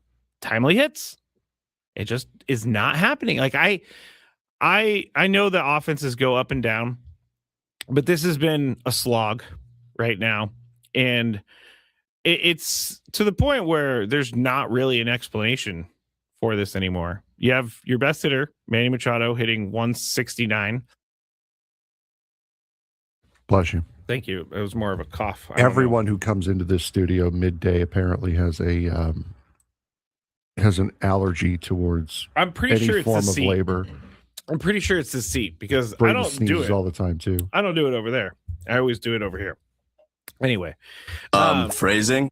Sorry, that was bad.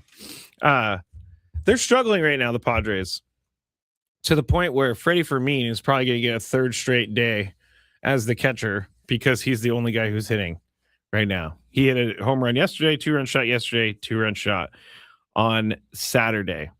But all of these mistakes are starting to add up, and it's adding up into this massive losing streak. And they have to, like, it's been said a million times, season's very long.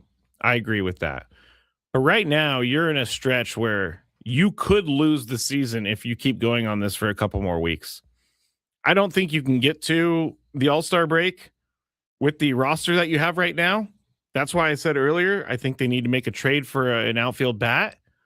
They need to find someone. And I heard Ben Woods talking about this. How crazy would it be if Luis Ariz came back to the Padres? And I said this when Luis Ariz went to the Giants. I think Padres fans are going to miss Luis Ariz. And what are we doing? We're missing Luis Ariz right now. And I don't know how much he's going to change the fortunes of the Padres, but it's just you need someone who's getting on base. You need someone who is getting on base. And right now, that is Fernando, but then he's running into outs and he's ending innings. So, like, whenever they do something good, it's 1 step forward, 2 steps back. And I'm just waiting for the time that it's multiple steps forward. And another recount or reprisal of what we talked about earlier. I don't think the hitting coach needs to be fired. I don't think the manager needs to be fired. Now, if you want to make a point, do you fire the hitting coach? Sure. Do I think it's going to change anything? No. But it certainly makes a point that you're being serious about this season. So we got a lot going on with the Padres right now. I got a lot going on with my throat right now. So we're going to go to break. I don't know what happened in the last 5 minutes to my voice. We're going to go to break. We're going to talk more about the Padres, get into some other sports stories. MLB grades for May for the National League. Should be fun. Next.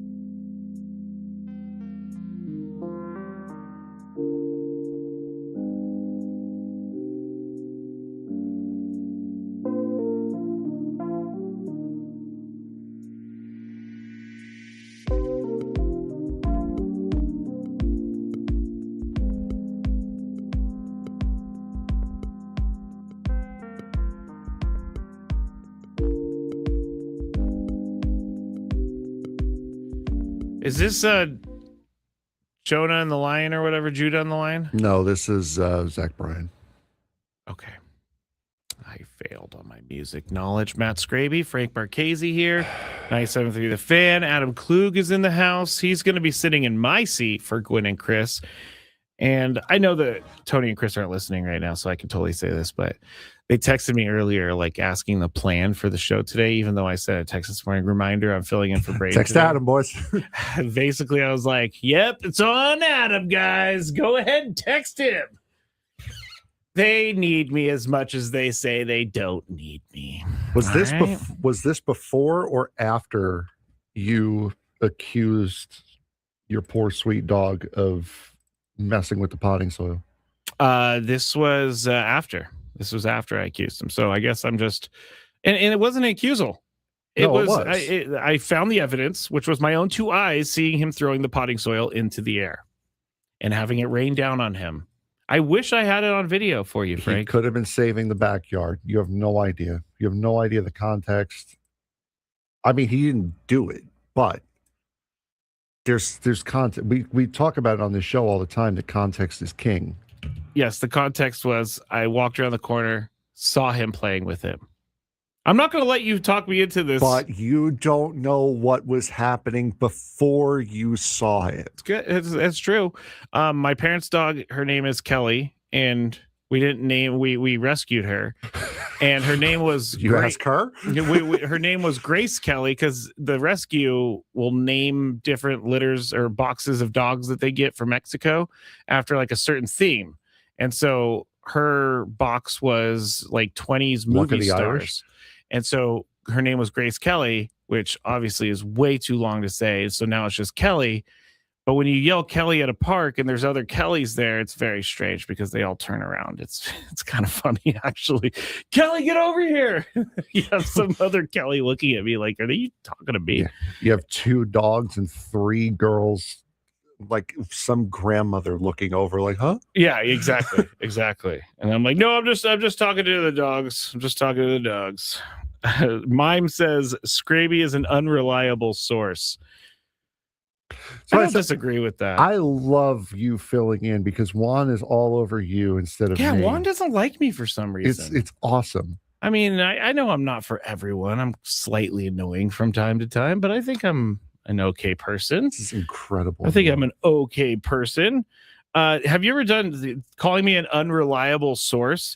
Have you ever done one of those things where I did this in college where they said at some point in the next month, someone's going to run in here, someone's going to steal something, and then you all are going to have to like tell us what you saw.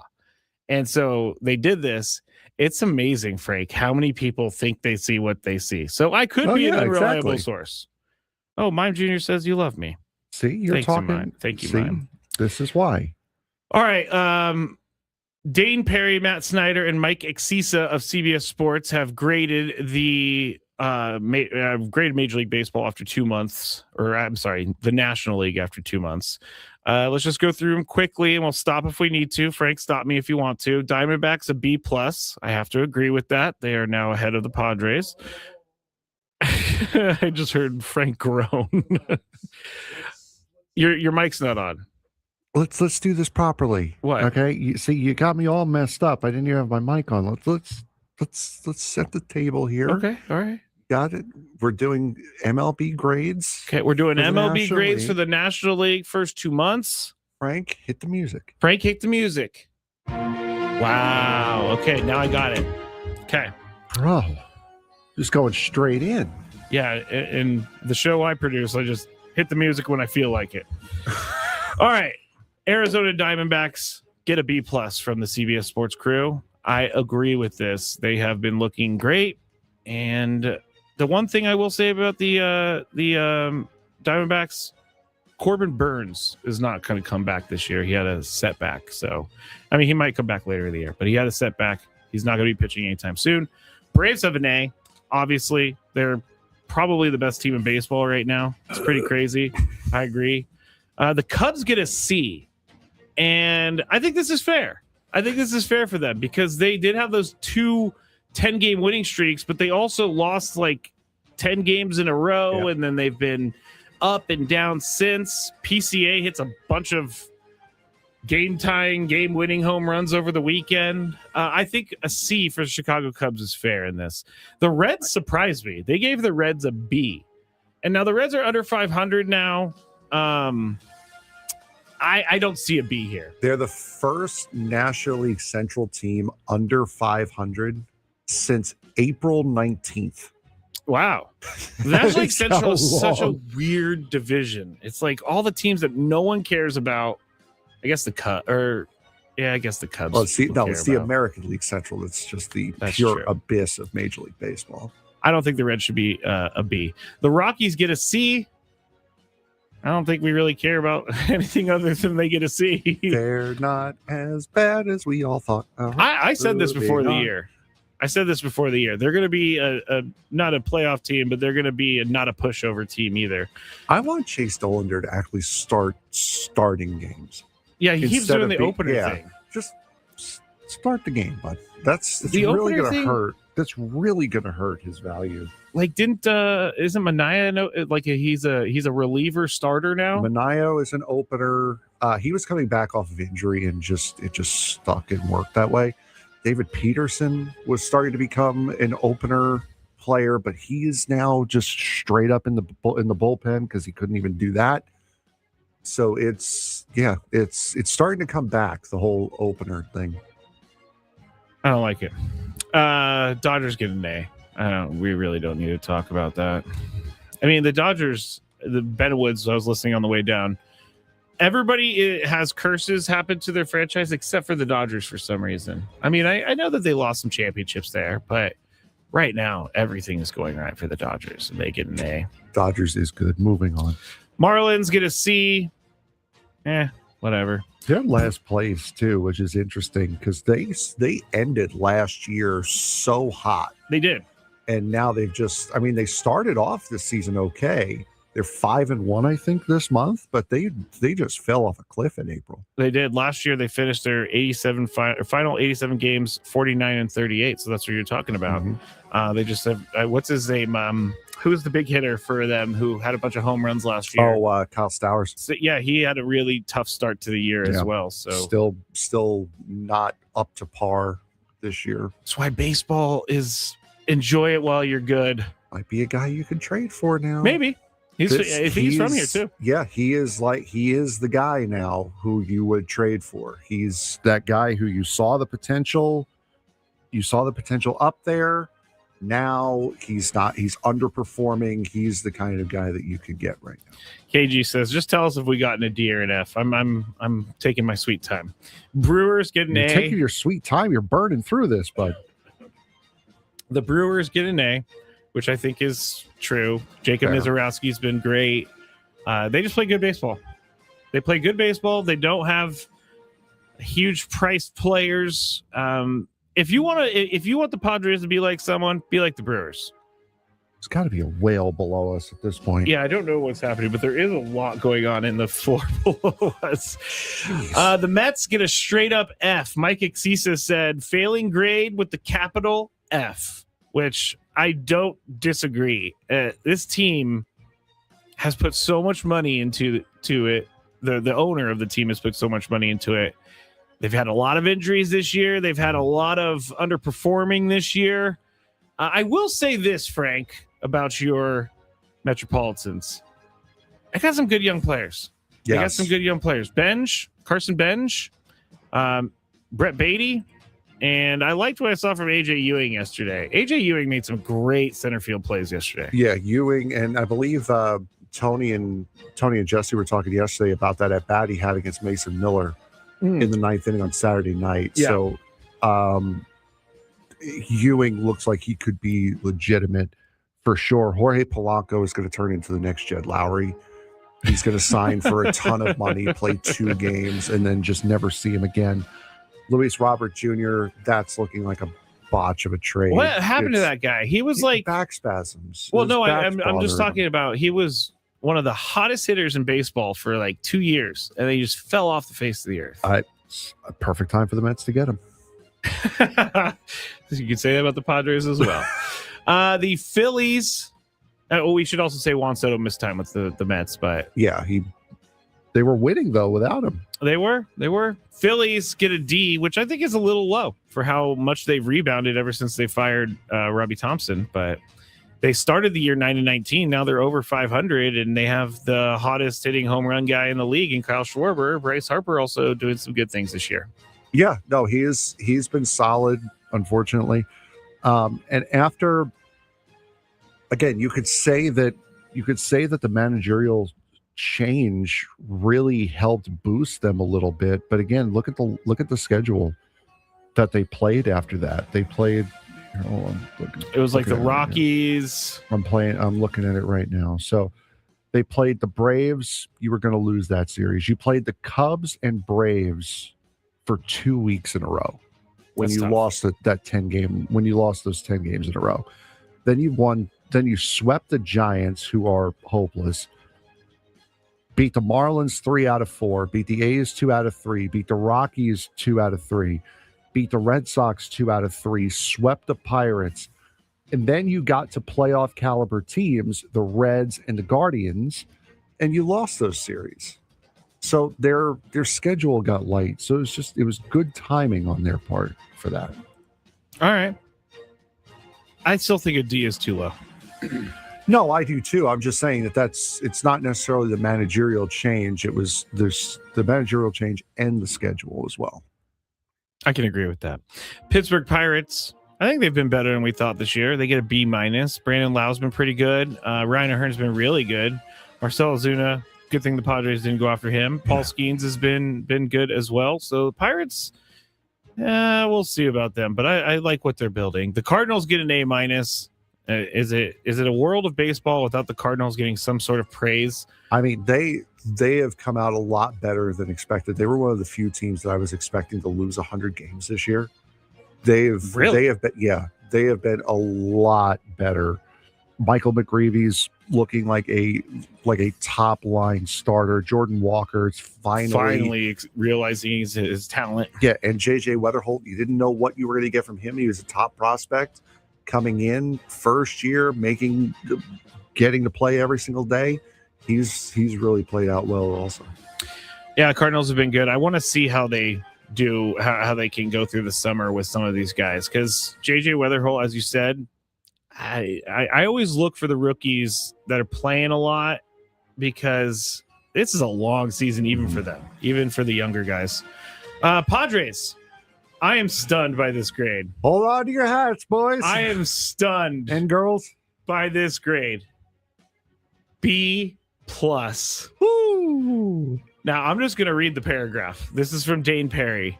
The Pods boast the fourth best record in a tough NL, and that's good for the top wildcard position. I don't think it is anymore. On the downside, their very modest run differential of +2 suggests they should be a 500 team thus far. That's a concern moving forward, as the Padres could undergo a course correction based on that underlying quality of play. That said, having a closer like Mason Miller can theoretically help a team outplay its run differential. On another level, San Diego is winning without to date getting much from Fernando, Manny, and Jackson Merrill. Those players should find their accustomed level at some point. This is a bad grade. This was before. Let me just, because Braden and I were supposed to go over this last week and just never got to it. Yeah. This is from May 28th. So it's about 10 a week. days old. Yeah, it's a week and a half old. So this doesn't take a decent amount into account with what the Padres have done. So yeah, I'll just say this: a little rough. If we had an extra 10 days on this, I think their grade goes from B+ to C-, because their hitting has been that abysmal. Yeah, over the past 2 weeks. It's getting worse. It's only getting worse. Oh, someone swore in the chat, and I was like, "Oh my gosh, did I say something?" I had a dream, Frank, the other day. Have you ever had a dream of swearing on the air? Yep. Okay, good. Back to the pod. A B+. If this was 10 days ago, still don't even think it was a B+. It looked a lot better 10 days ago. It doesn't look that good now. The Giants, F, which I agree with. They've been terrible this year, although they've had a good week. The Nationals get a B, which I can agree with as well, because they've been better than people thought. But those are some of the grades out there. I think most of those still stand, even though this is a little bit, maybe a week or so old. The Padres are not a B+, no matter what you look at. No matter when it was written. If this was the first month of the season, they get an A+, because they were winning without anybody doing anything. But that's not the case anymore. So, would you like to do the midday sports standoff? Yes. Do you have a question today? All right. So call in 833-288-0973. We'll get you a chance to get you qualified to go on a trip with the midday sports standoff. All right. Midday sports standoff. If you play me, you're going down. That's next.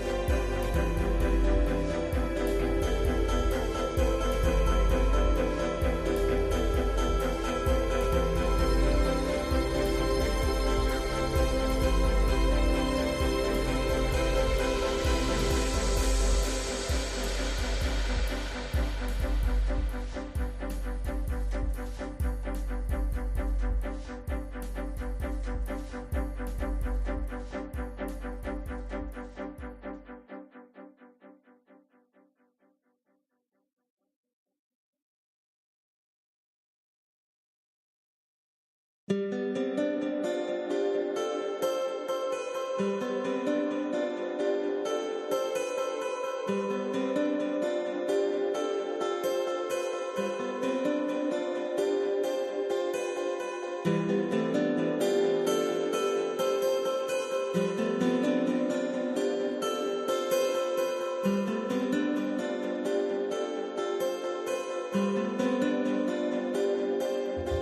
thing people don't understand about working at 97.3 The Fan, the radio station, is that everybody's very invested in the Padres here. Doesn't matter what station it is. It could be Sunny, it could be Alt, it could be Kixie, could be us, could be KSON. Don't know how I almost forgot KSON. But everybody wants to talk about the Padres in the hallways. You cannot be stopped without talking about how things are going with the Padres, which is really, I mean, it's obviously the topic of conversation, but it's kind of depressing, Frank. It's very depressing. When do you guys think the Padres are going to start hitting? I don't know. I don't know. Are the Padres done? I don't know. Is Manny Machado washed? I don't know. I don't know. I don't know anything. Okay. We need to get to the sports standoff, but the Xander Bogaerts, we're giving away the tickets or the we're giving away tickets. There it is. Found it. You will be game. qualified for a chance at our grand prize, a 2-night stay at Town and Country Resort and a $250 food and beverage credit. Work on your resting vacation face this summer at Town and Country Resort. 3 pools and a 4-story water slide named Twister make Town and Country a family favorite. Rates start at $199 per night. Exclusive $199 per night. Exclusively for fan listeners, visit towncountry.com/thefan to book now. Welcome to Midday Sports Standoff on the Braden Surprenant Show. I can't believe what I'm seeing right now. The ultimate head-to-head battle where sports knowledge and quick thinking collide. No, it's no good. Are you kidding me? Contestants will go toe-to-toe with Braden in a sports trivia deal where every correct answer brings them closer to victory. Down the sideline! Wow! Unbelievable! But 3 strikes and it's game over. This is not Detroit, man. This is the Super Bowl. Can you outsmart Braden? The Midday Sports Standoff starts now. All righty. So we have Michael playing today, and Michael is in El Cajon. How you doing today, Michael? Doing well. How about you guys? Good. Pretty good. All right. So today, threw Skraby a little bit of a curveball. I put the It's good because I'm best at hitting curveballs. the question that I put on there. It's not the question that we're going to be doing today. Good because I didn't have good answers for that question. The question that we have today is the Cincinnati Reds have made it to the World Series 9 times in their history. Wow, that's a lot more than I would have thought. And they have played 6 different opponents. Huh. Who are the teams that the Cincinnati Reds have played in the World Series? Now, if they've played them multiple times, you will get points. So if they played someone 4 times, you'll get 4 points for that answer. And also, there are no teams that no longer exist, like the Washington Senators are Or not like the going to appear. Expos or something. Yeah, exactly. Are not going to appear on this list. So, Michael, you got it? Yep, got it. All right. Michael, you have the first guess. Let's just go with the Yankees since they're always there. They have played the Yankees 3 times, so that's 3 points for Michael. Wow. You know what? I am kind of in luck with this because I did live in Cincinnati for like a year, and everybody talks about the Big Red Machine all the time. Everybody talks about like the Pete Rose teams. Everybody talks about how those teams were, and I can't remember any of those teams that they played. One does stick out to me. I think they played the Red Sox. Oh, That's your Big Red Machine team right there. That's the one that they beat. That's So why it stuck Skraby, 1 point for Skraby. So Michael, you're still 2 points in the driver's seat.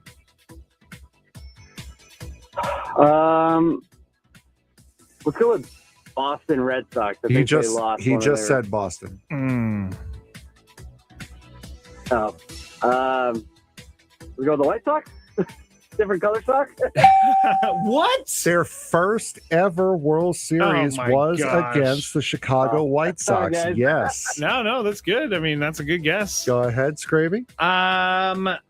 That's Actually, 4 my points. uncle was a big fan of this team in the 70s and 80s. And I know that they played in the World Series, the A's. We are tied. No, How many we're not. times did You they still play? have, Michael, you still have a 1-point lead. They've played Oakland twice, the Los Clemente A's. They've played them twice. So Skraby's sitting on 3 points. Michael, you're on 4. If you get this right, you can win.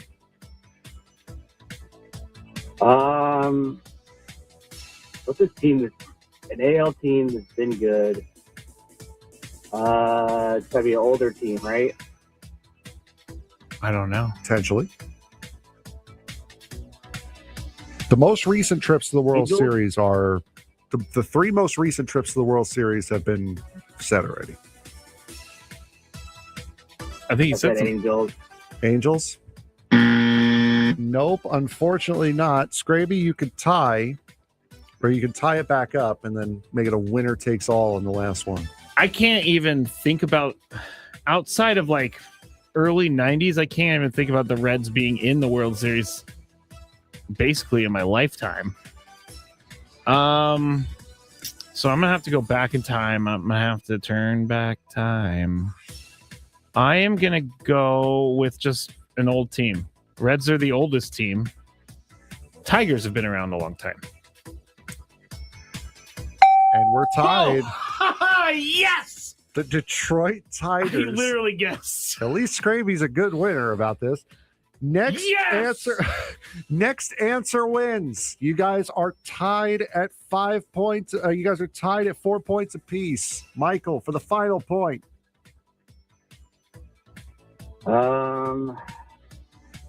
Let's see. We already did Red Sox, Yep. Yankees, and Blue Jays are 2 new, and they were only in the 90s. The Orioles. Ooh. Michael, you're qualified for the trip Wow. to Las Vegas. Skraby. Hang on the line.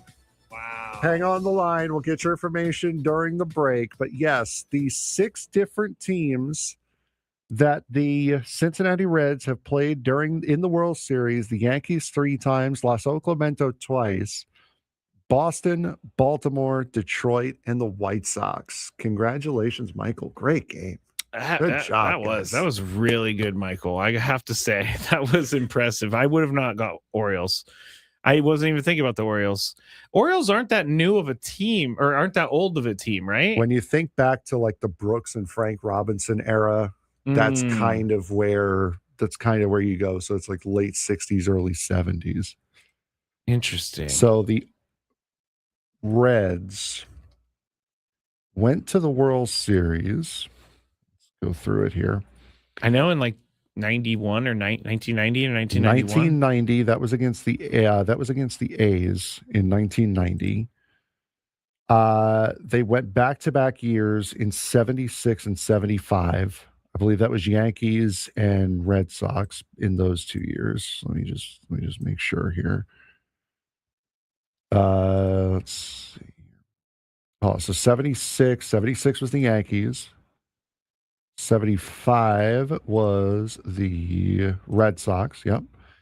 Then 1970 would have been the Baltimore Orioles, and that was Baltimore losing back-to-back World Series after losing to the Mets in 69. Oh, I just pulled up the list.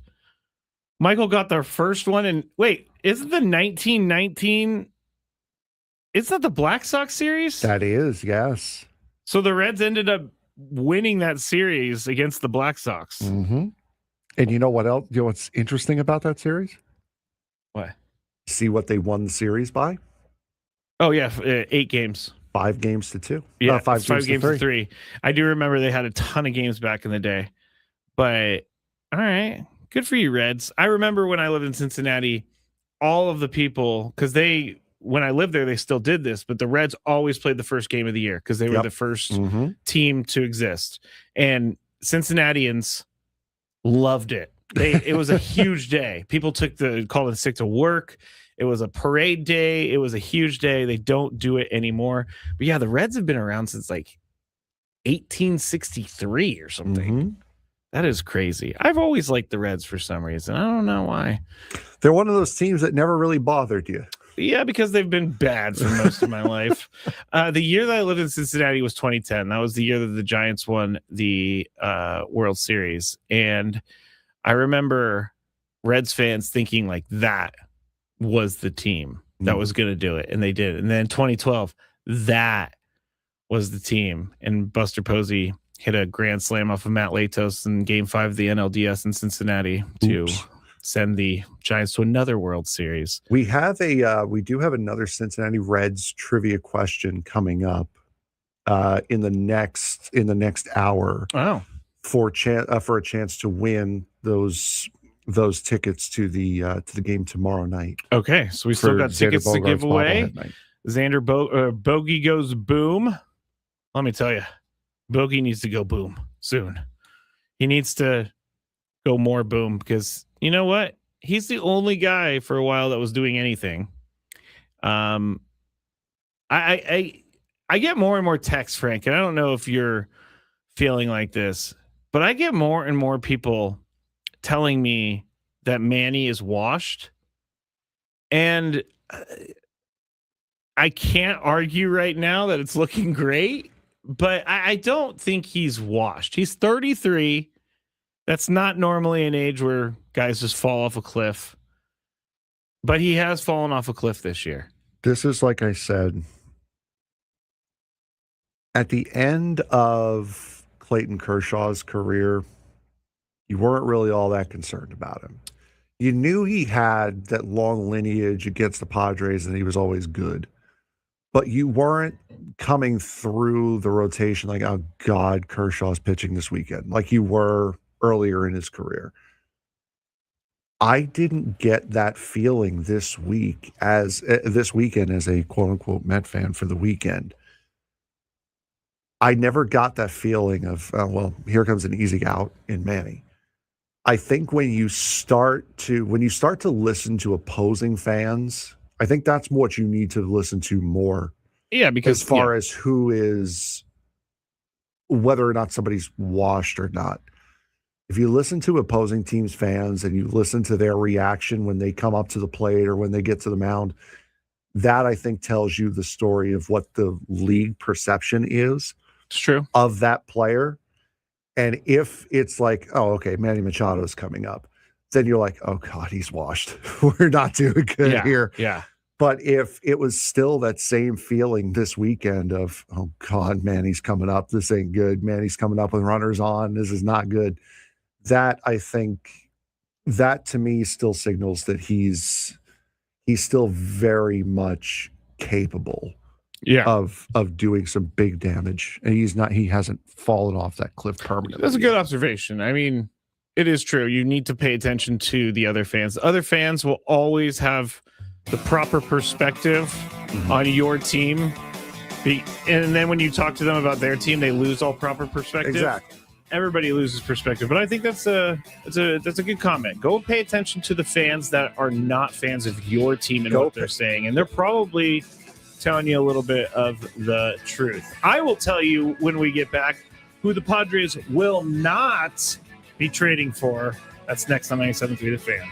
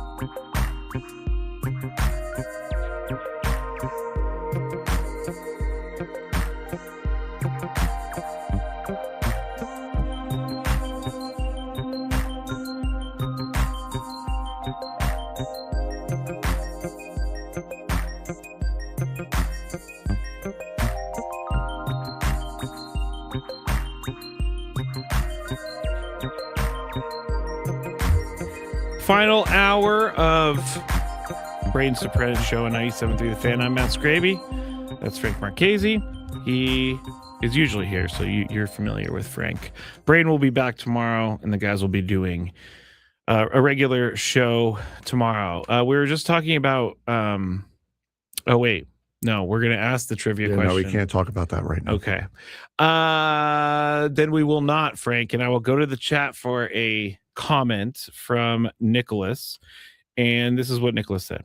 I know we suck right now, but if we get rid of Stammen and get a real manager that can lead this clubhouse, then we could stay alive.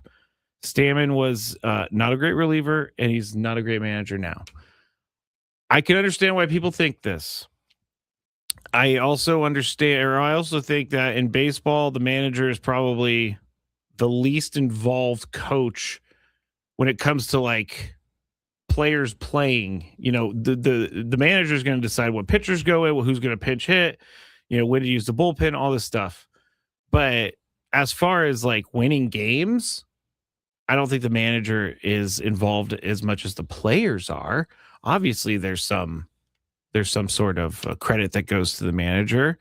I really, I'm kind of like at a loss for words with this because we're only 2 months into the season, and I understand that people have a sense of urgency like you and I do, Frank, but I don't have that sense of urgency. I think that firing people sounds good to people, but I don't think people think about what happens after they fire that person. Nicholas, who are you getting to replace him? Yeah. That's also, if you want to replace the manager or the coaches, let us know who you would like to be in that spot. And please don't say Albert Pujols. The vapors. Stop. Please don't say Albert Pujols. That's done. That ship has sailed. Albert Pujols is not the manager of the Padres. He's not going to come in as a hitting coach. He's not going to come in and take a lesser job than what he was applied for in the first place. That ship has sailed. Frank's reached his point. Who is going to be the manager of this team? Some of you might say Ruben Niebla. Okay, understandable. He's there. He applied for the job. He interviewed for the job. He's technically the associate manager as well.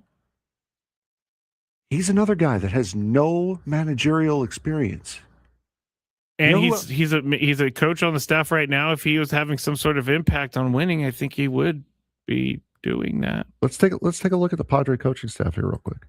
Let's just. Do we have to? Let's just have fun. Collective boo is going to go up around. Yeah, let's just have fun around San Diego. Craig Stammen, no managerial experience before this season. Mm-hmm. Ruben Niebla, no managerial experience. Randy Knorr, Steven Souza Jr., Ben Fritz, Bob Henley, David Macias, Nick Punto, Ryan Goings, Kevin Plawecki, Vinny Lopez, Mike McCoy, Pat O'Sullivan, down the line.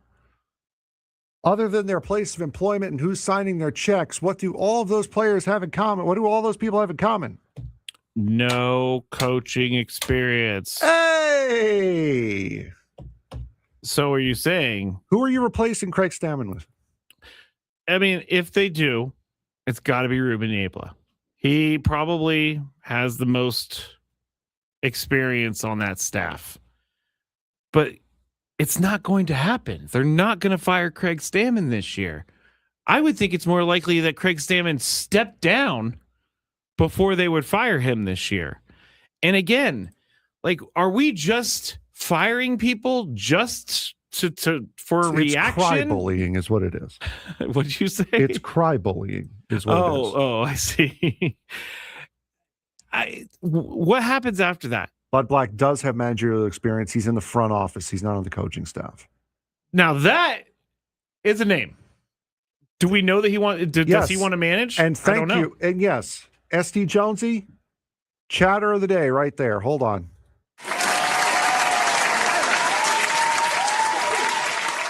Chatter of the day, because of all of the people, all the chatters that we've seen, sell the team, fire sale, sell the team, fire this guy, fire that guy, fire the man. You actually gave us a name. Yeah, that's true. Chatter of the day. You gave us a name. I would like to tell people, if you're going to demand for the firing, please come up with a succession plan. Oh, that's a rule on this show. If you're going to call to have someone get fired, you have to bring up a name. You have to have a name. Bud Black, not a bad idea. No, it's not. What changes? Okay, let me play devil's advocate. Bud Black also had a terrible managerial record with the Rockies. Terrible. The Rockies were terrible. I get it, but that's the argument. Why are you going to have a guy who couldn't win elsewhere come here to not win? He was given AAA rosters his entire tenure there. I'm not disagreeing with you, Frank. I'm not saying that he had the most fair situation ever. He was also, does anybody remember he was here in San Diego and he got let go as well? I'm not saying that was the right thing to do or whatever, but like, playing devil's advocate, Bud Black has some negatives to him. And does he even want to manage right now? I've seen Bud Black down there. He looks pretty comfortable riding around in that golf cart just talking. Yeah, he's getting old. How old is he now? It's got to be in his 60s. I would think he was in his 60s. I would think older. But Bud Black is someone knowledgeable. And Bud Black's 68. Wow. He looks good for 68. He does. It's one of these things too where you got to think that Bud Black is helping Craig Stammen with this stuff. Bud Black is on the on the coaching staff. He's in the front office. He's on an the advisor. payroll.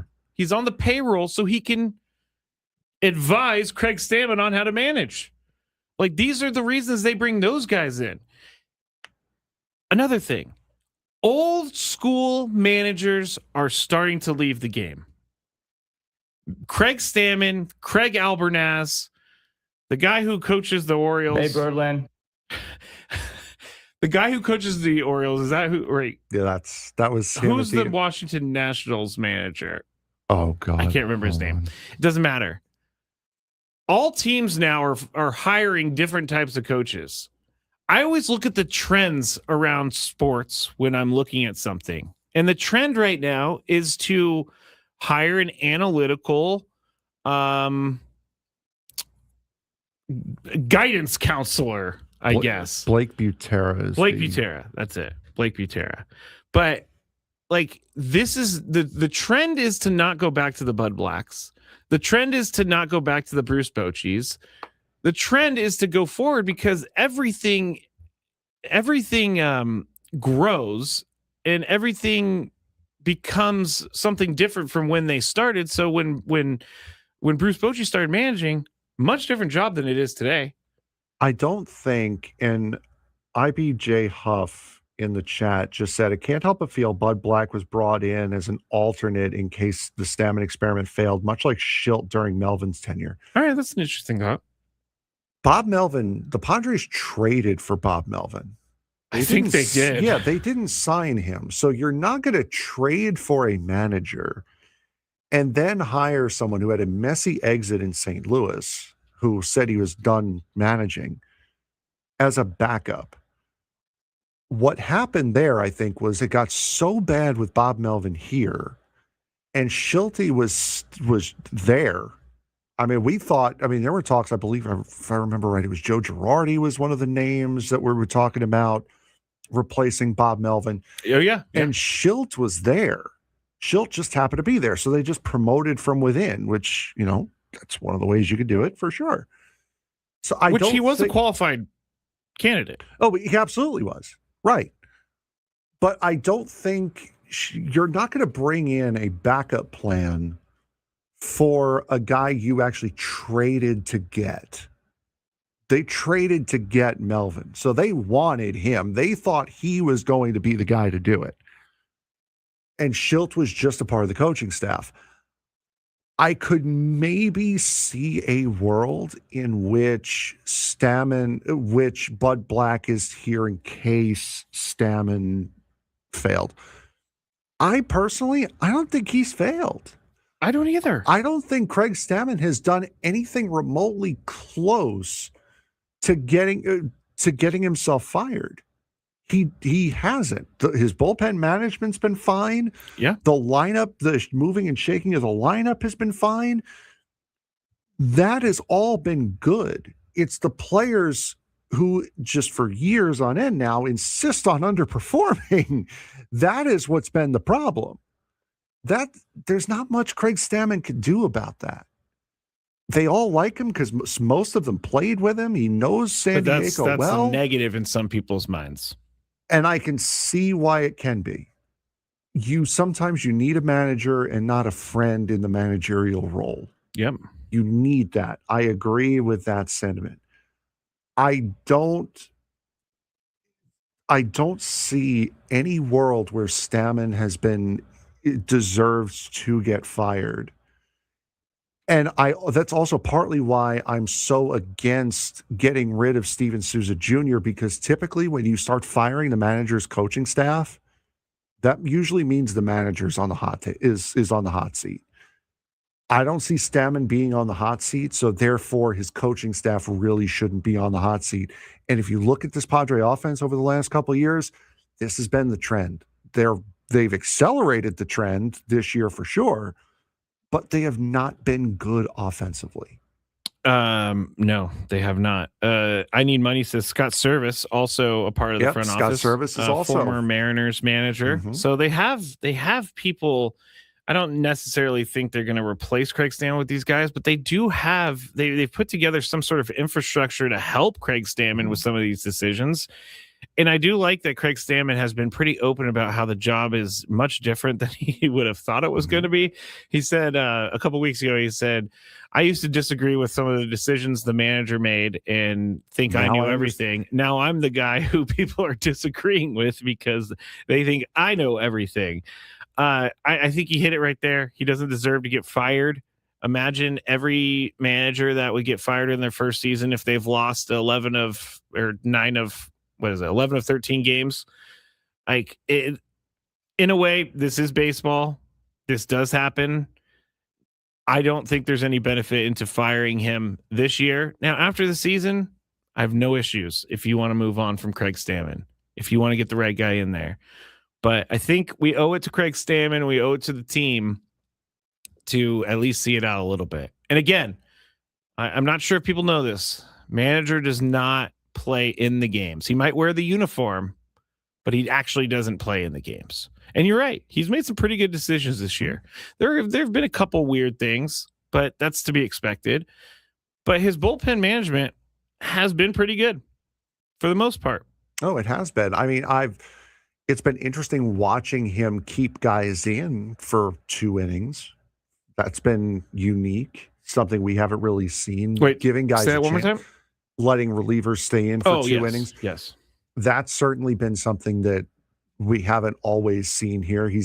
And again, because he's a pitcher, knowing the importance of giving a guy the opportunity to get out of it, I think that's also been huge for him. I don't think he's really misstepped with the bullpen. And like you said, him criticizing managerial decision, it's like being a kid.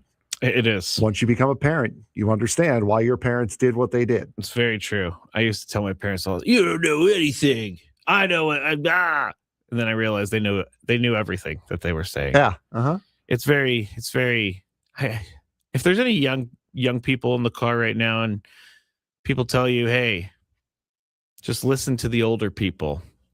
Do it. Listen to the older people. Things would have been so much easier for me if I would have listened to people that knew what was going to happen. Now to those same kids, when he says listen to the older people, we mean like your parents, your grandparents. Yeah. Yes. Don't listen to the older person that's standing out there on the streets screaming at nothing. Don't listen to that guy. Listen to an older person that you know is a normal person. Yes. And has your best interest at heart. Exactly. Augie says, Skraby telling kids to get off his lawn? No, not at all. I'm telling kids to embrace the... Yeah, no, he's telling kids to sit under the learning tree is what he's doing. Thank you, Frank. I really wish I would have listened to some of these people that gave me advice back in the day, because my life would have been much easier. What? What? What did he say? Kids, don't listen to Chris Ello. True. True.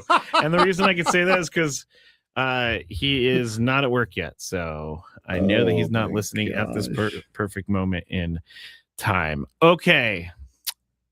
You know what? We've had a couple questions about ownership today. So when we get back here, Braden Surprenant Show, Frank Marchese, Matt Skraby, let's throw around what we think ownership is going to do when they officially finally take over this team, and that's next on 97.3 The Fan. Before we go to break. You know what stinks, Frank, is that I get mad at Chris all the time. Before we go to break, you have a chance to win a pair of tickets to tomorrow's Padres game against the Reds. The first 40,000 fans will receive a free Xander Bogaerts bobblehead. Tickets at padres.com/tickets. I'm going to let Frank ask the question because he came up with it. Yes. So again, the Xander Bogaerts bobblehead giveaway presented by Palomar Specialty Insurance is coming tomorrow. Well, he just highlighted the actual read. Yeah, because I'm reading it. It's coming tomorrow night at 6:40 p.m. when the Padres take on the Cincinnati Reds. First 40,000 fans in attendance will receive a Bogey Goes Boom bobblehead presented by Palomar Specialty Insurance. Repping the Padres military Sunday uniform, Xander Bogaerts is featured with his signature home run swing. For more information, visit padres.com/giveaways. The trivia question for today, in order to win this pair of tickets to see the Padres take on Cincinnati Reds tomorrow, who was the first Cincinnati Red to hit a home run at Petco Park? It was a grand slam. Who was the first Cincinnati Red to hit a home run at Petco Park? I don't know why I keep thinking Petco Pork. Today. Like Ben said that one time. That's interesting. All right. Well, call in right now, 833-288-0973. If you get that question right, you'll get these tickets. And we'll talk about the Padres' new ownership on the other side, 97.3 The Fan.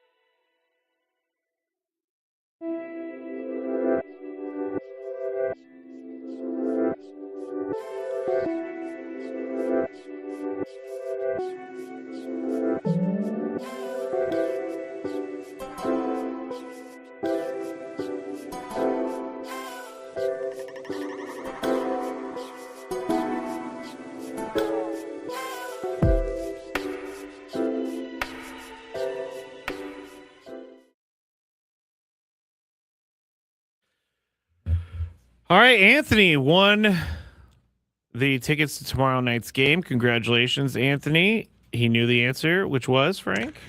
Adam Dunn was the first Cincinnati Red to hit a home run at Petco Park. It was a grand slam off of Woody Williams in a game that the Reds would win 7-1 on July 31st, 2005. It does make sense that Adam Dunn would be the guy because he either hit a home run or struck out, basically, is what he did for a very long time. Matt Skraby, Frank Marchese, filling in for Braden Surprenant here on 97.3 The Fan. I did say, I can't remember when I teased this. Actually, I think it was the segment before, and I hate when I do this. I really do. But I said, I'm going to tell you who the Padres are not going to trade for on the other side, and then we never got to it on the other side. So we will talk about the ownership right after we get through who the Padres are not going to trade for. And with everything that's happened with the team, they are not going to be in the Tarek Skubal sweepstakes. Is this official? No, it's not official. But I just cannot see the Padres going after Tarek Skubal right now when they have so many other places in their lineup that they need help with. They don't just need help in one place. They need help in multiple different places.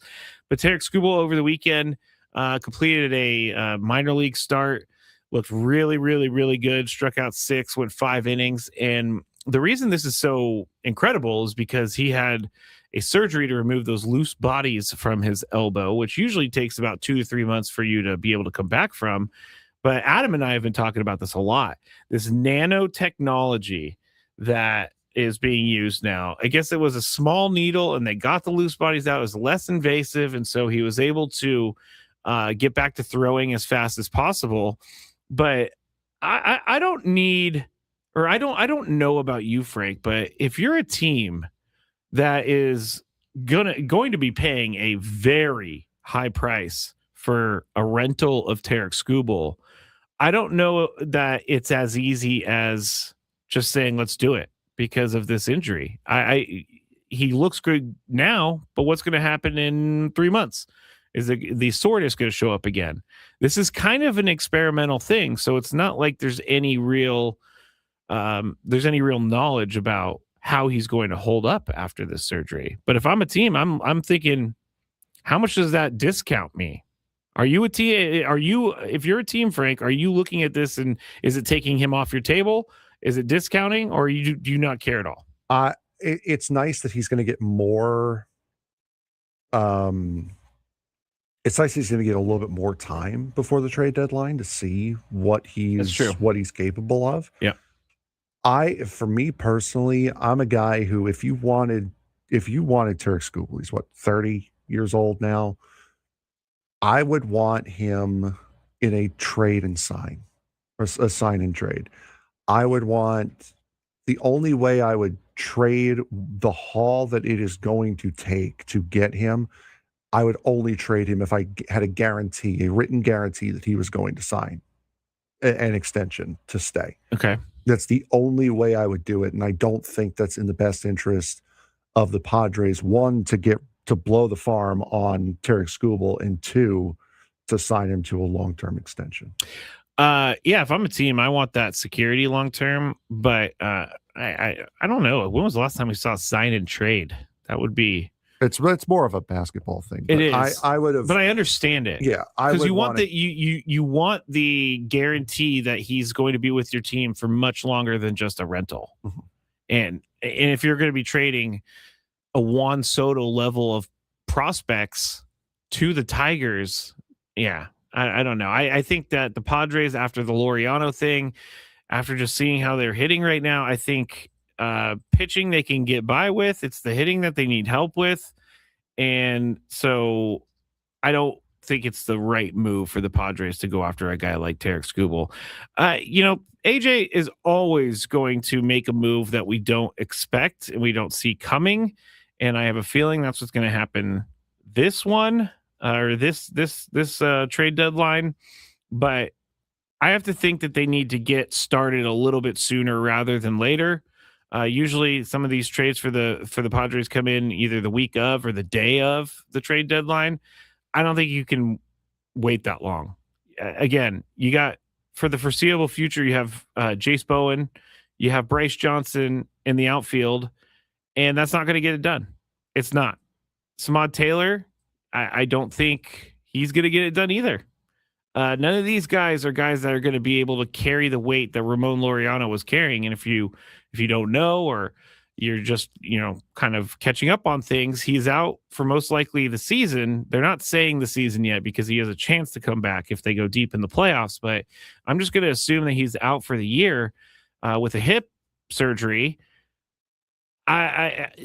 There's just no way I could see a path forward for this team without trying to fix the outfield position, because they only have, and I'm already kind of counting Fernando out of right field.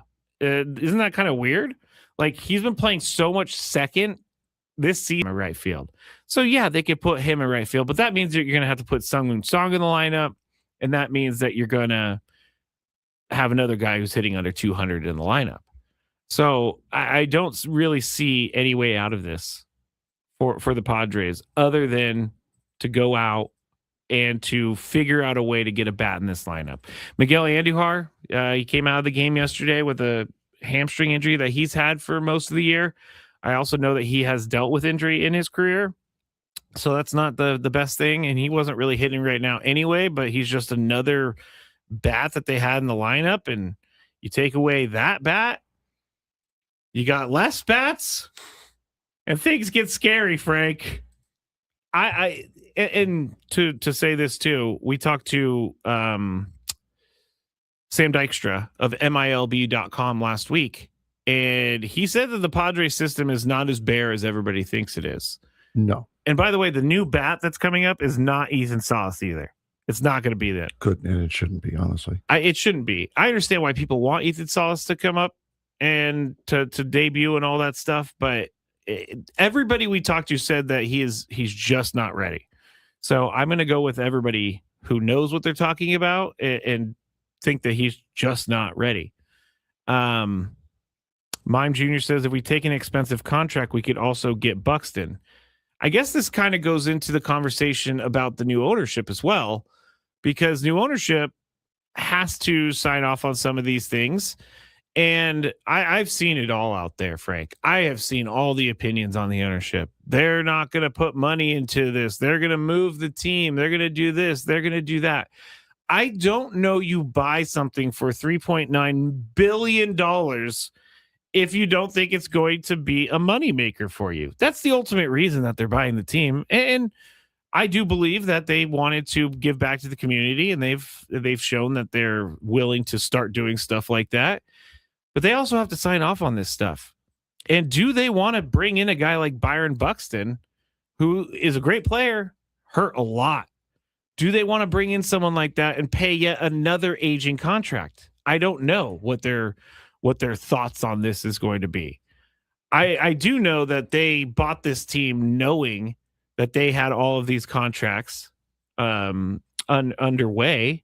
So it's not like they're it's not like they're buying the team and then someone's like, hey, by the way, you owe Manny, Xander, and them for the next 20 years, like $700 million. That they already knew that. So it tells me that they bought the team for $3.9 billion because they see potential in this team. And I would think that they're going to put money into it.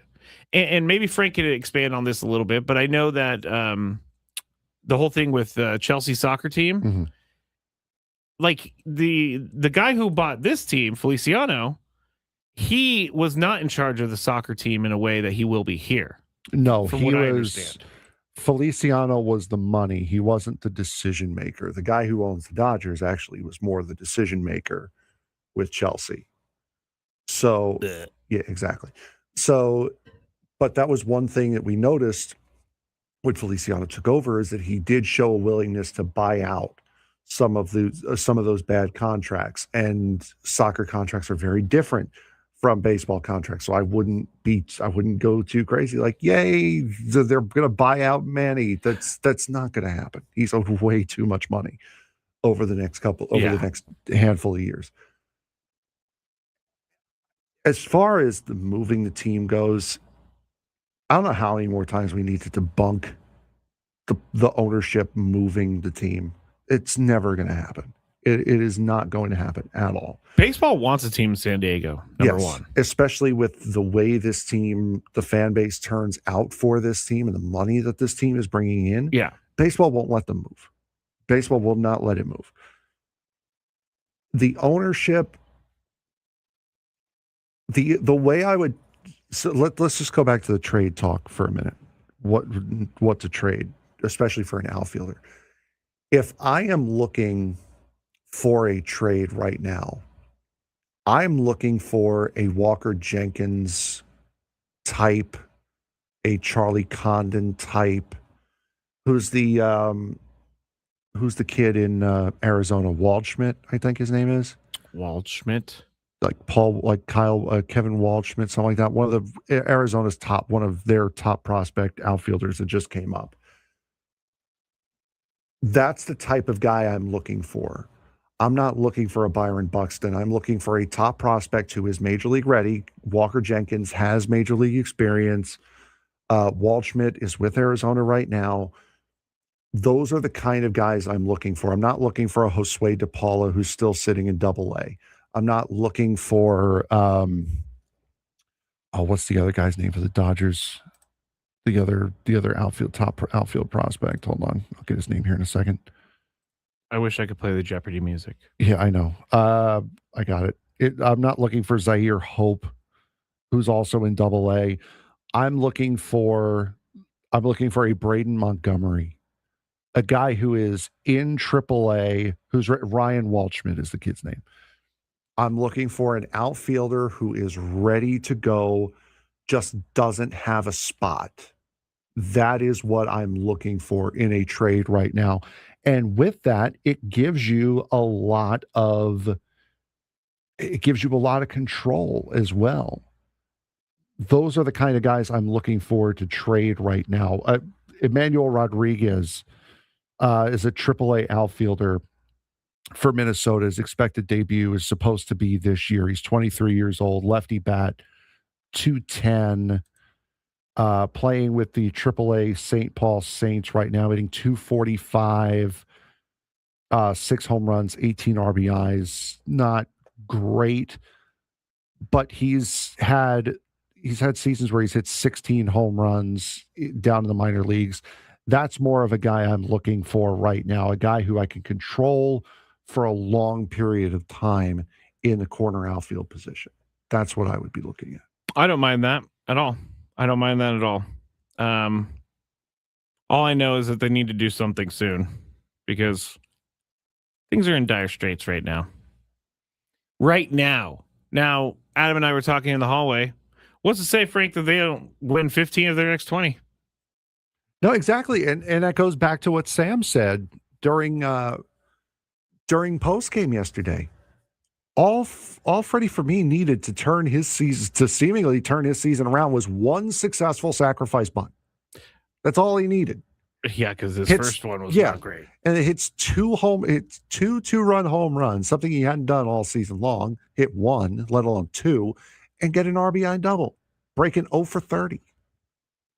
It could change in a heartbeat. Exactly. And I saw someone said the kid from St. Louis, Joshua Baez is looking really good right now in St. Louis. He's an outfield prospect. He's hitting 276, 17 dingers, 45 RBIs.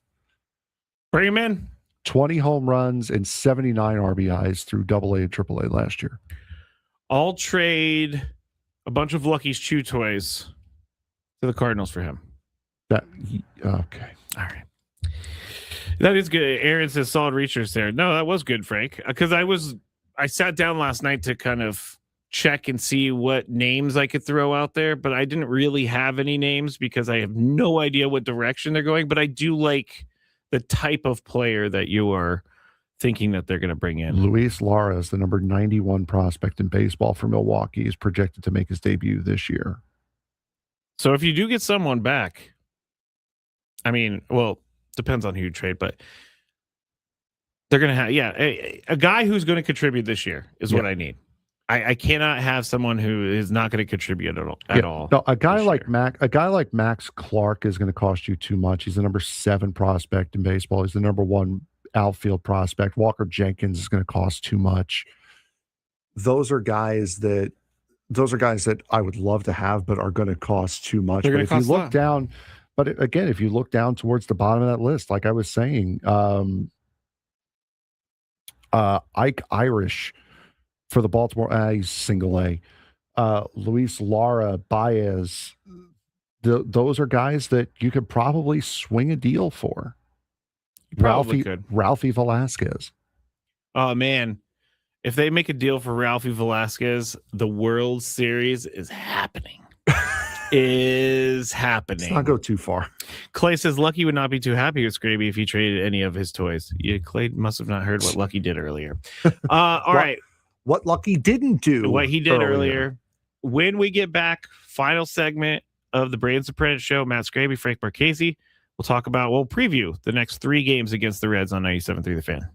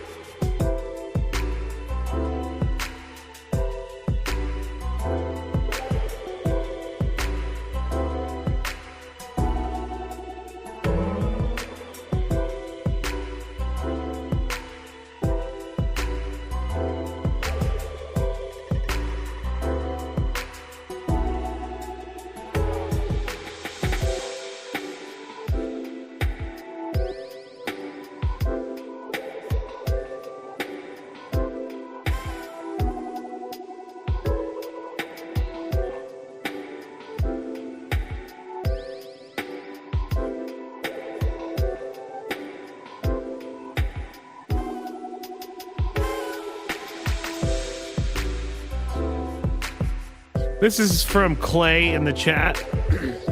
I think Skraby is negligent in his attention to Lucky, my dog. Lucky cannot be found liable for the potting soil. He can claim he didn't know. Ignorance can be his defense. Why is everybody giving Lucky a free pass on this? Because have you seen that dog? He's very cute. Well, there you go. He's very cute, but he also causes problems sometimes. No. And if you missed it, I was trying to leave to get here on time, but I was late here because Lucky opened a potting soil bag and was throwing it in the air, like in celebration. You don't know what the bag was doing before you saw it. I saw the bag. The bag was doing what it did for like the last week, which was just sit there. Oh, no. Well, obviously not if Lucky knew it was there and just decided to go after it. Problems are manifested by the owner, not the puppy. Skraby, train him better. Now like it's weird because I'm saying that it's my dog's Lucky's fault, and then you're saying train him better, but I'm like, my boy is trained well. You cannot say that. Yeah, because you're defending yourself now is what you're doing. Liz said, who left the potting soil there? I did. On the dog. I did. But I looked at him and I said, you don't do anything to this potting soil. And he said, okay. Do I need to find a more expensive dog toy brand? No. You sure? Because I mean, this slander's getting a little like Lucky's texting me right now. We're getting to another level here. Let's move to golf. There you go. That's US Open is happening next weekend. That's cool. That's cool. I'm bringing it up because they always talk about Torrey Pines being a course that's like they don't really want to use it as a PGA Tour event and a US Open course. Well, I know Shinnecock Hills is not a PGA Tour course, but they're playing the US Open at Shinnecock for the second time in 8 years. So, and get past the name, Frank. Get past the name. But Shinnecock is a very nice golf course. I've got to click the button just because I'm not sure. Yeah, phrasing? No, it's called Shinnecock Hills, which is a golf course. You keep saying it. Brooks Koepka won last time, and so we'll see if he wins this time. But I'm complaining because apparently Torrey Pines is only good enough for a U.S. Open once every 20 years or something like that. You just got a brand new a name for the tournament now. Yeah, the Century. Yep, the Century. 2008 was the first Torrey Pines, and then 2021 was the last one. And there's nothing on the books going forward. I just saw it in chat. David Vu in the chat saying, Frank, are we going to talk more NASCAR as we get close to the race? That is coming up next weekend. Oh, same time as the US Open. I am very excited. I was going to say what? Very, very excited.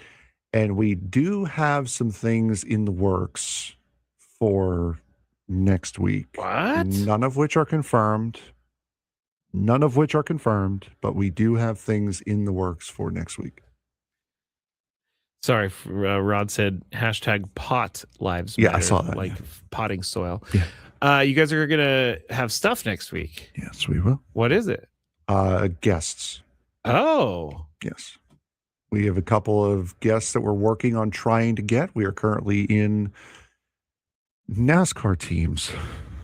Wait. I have found through this whole thing, NASCAR teams are very, very difficult to get in touch with their PR department. You think? It's not like other leagues where their team's PR department's on the website. Oh yeah. The team, they bury it. NASCAR teams are hidden away. They don't want you to call. They are hidden away on their team's websites. I found a couple, and we are in the works. Nothing is confirmed, so I'm not going to get anyone's excited. Dale Earnhardt Jr.? Yet. It's in the works. I can't. Oh, that means it is. I can't divulge any information. KG says, I heard it is the hardest course. I was just about to ask you, do we know how long it is? You know what? Funny you should say that. I have a ton of history. For those of you who know, who've listened to the show, I have a ton of history on iRacing, the racing simulator. Yes. Tomorrow is their big season update. So they're getting a bunch of updates.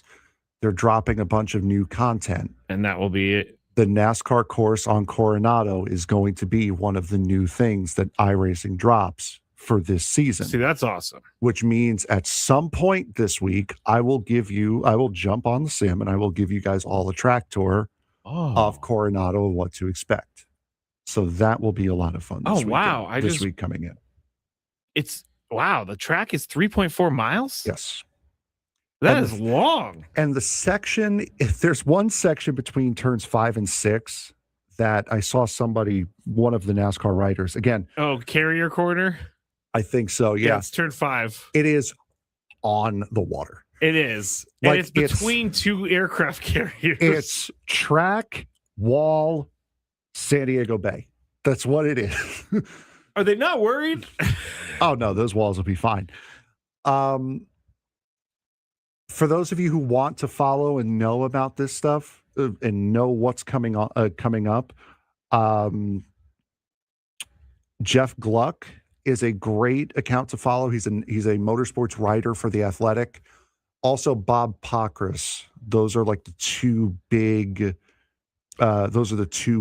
names to follow if you want to see like insider stuff and see what's going on. Also, Jordan Bianchi is another good one to follow. He's also a motorsports writer for The Athletic. All right. I'm looking at some other things from the track. Runaway Road is turn 14, apparently, according to NASCAR.com. A fast stretch situated right next to Runaway 1836 at Halsey Field. So that would be kind of cool. I know they've done it at an airport. I remember kart racing. They did it like the Cleveland airport. They have the Coronado. Oh, yes. Yeah, I remember kart back in the day. And every year, IndyCar starts their season at St. Petersburg, which is on their run. Kart and IndyCar kind of came together, right? They were the same thing. They split up, and then IndyCar just had more money than kart and bought them out. I actually watched the Monaco thing over the weekend. I'm sorry. Why? It's usually a boring race. This year's race apparently was hectic and chaotic. Apple TV does a really good job of making it easy to find all that stuff. Because when I log in, qualifying's right there, practice is right there, and Monaco's cool because it's race. It's their crown jewel race that F1 screwed up. All right, we got 4 minutes left. Let's preview this. No, we don't. We got like 2 minutes left. 2 minutes. 2.5. Okay, let's preview what's going to happen here the next 3 days between the Padres and the Reds. The Reds are going to be throwing Andrew Abbott tonight, lefty, who has a very great history against the Padres, which is not great. He's 4-3 with a 4.06 ERA. Walker Buehler might be the Padres' best pitcher right now. He's 3-3 with a 4.53 ERA. I feel good about Walker Buehler. I do not feel good about Andrew Abbott shutting down the Padres tonight. I mean, it's just the offensive side is hard to watch right now. Tomorrow, it's Chase Burns, which Frank brought up earlier. He's 7-1 with a 2.05 ERA. He throws fire. Lucas Giolito, he's been pretty good for the Padres. I think he's starting to get into that point where we're seeing what season mode looks like for him instead of spring training mode. And then on Wednesday at 1:10 p.m., they have Brady Singer versus Michael King. Michael King's 4-5 on the year. He's been very... he's been average. I think at times he's been really good, and at times Jekyll and Hyde. Jekyll and Hyde's a great way of putting it. At times he's been really good, and at times he has not been good. And when he gave up some of those home runs on Friday, the look on his face was like perplexed. Like, what is happening? Why am I throwing these pitches that are getting hit over the wall? Michael King, I'm not worried about, but he has been giving up some runs like late in his starts, which is a problem. And he's been going out there and throwing triple digits more nights than not. He's triple digits as in pitches, pitch count. Yeah. So he has been throwing a lot for a guy who didn't throw a lot last year. It's true. So that is definitely very, very interesting to me. Is just maybe he's not feeling something. Now, usually we end the show. We're about a minute out from ending the show. Usually we end the show with a bold prediction. Oh, okay. For tonight's game. Okay. So what is your bold prediction for tonight's game?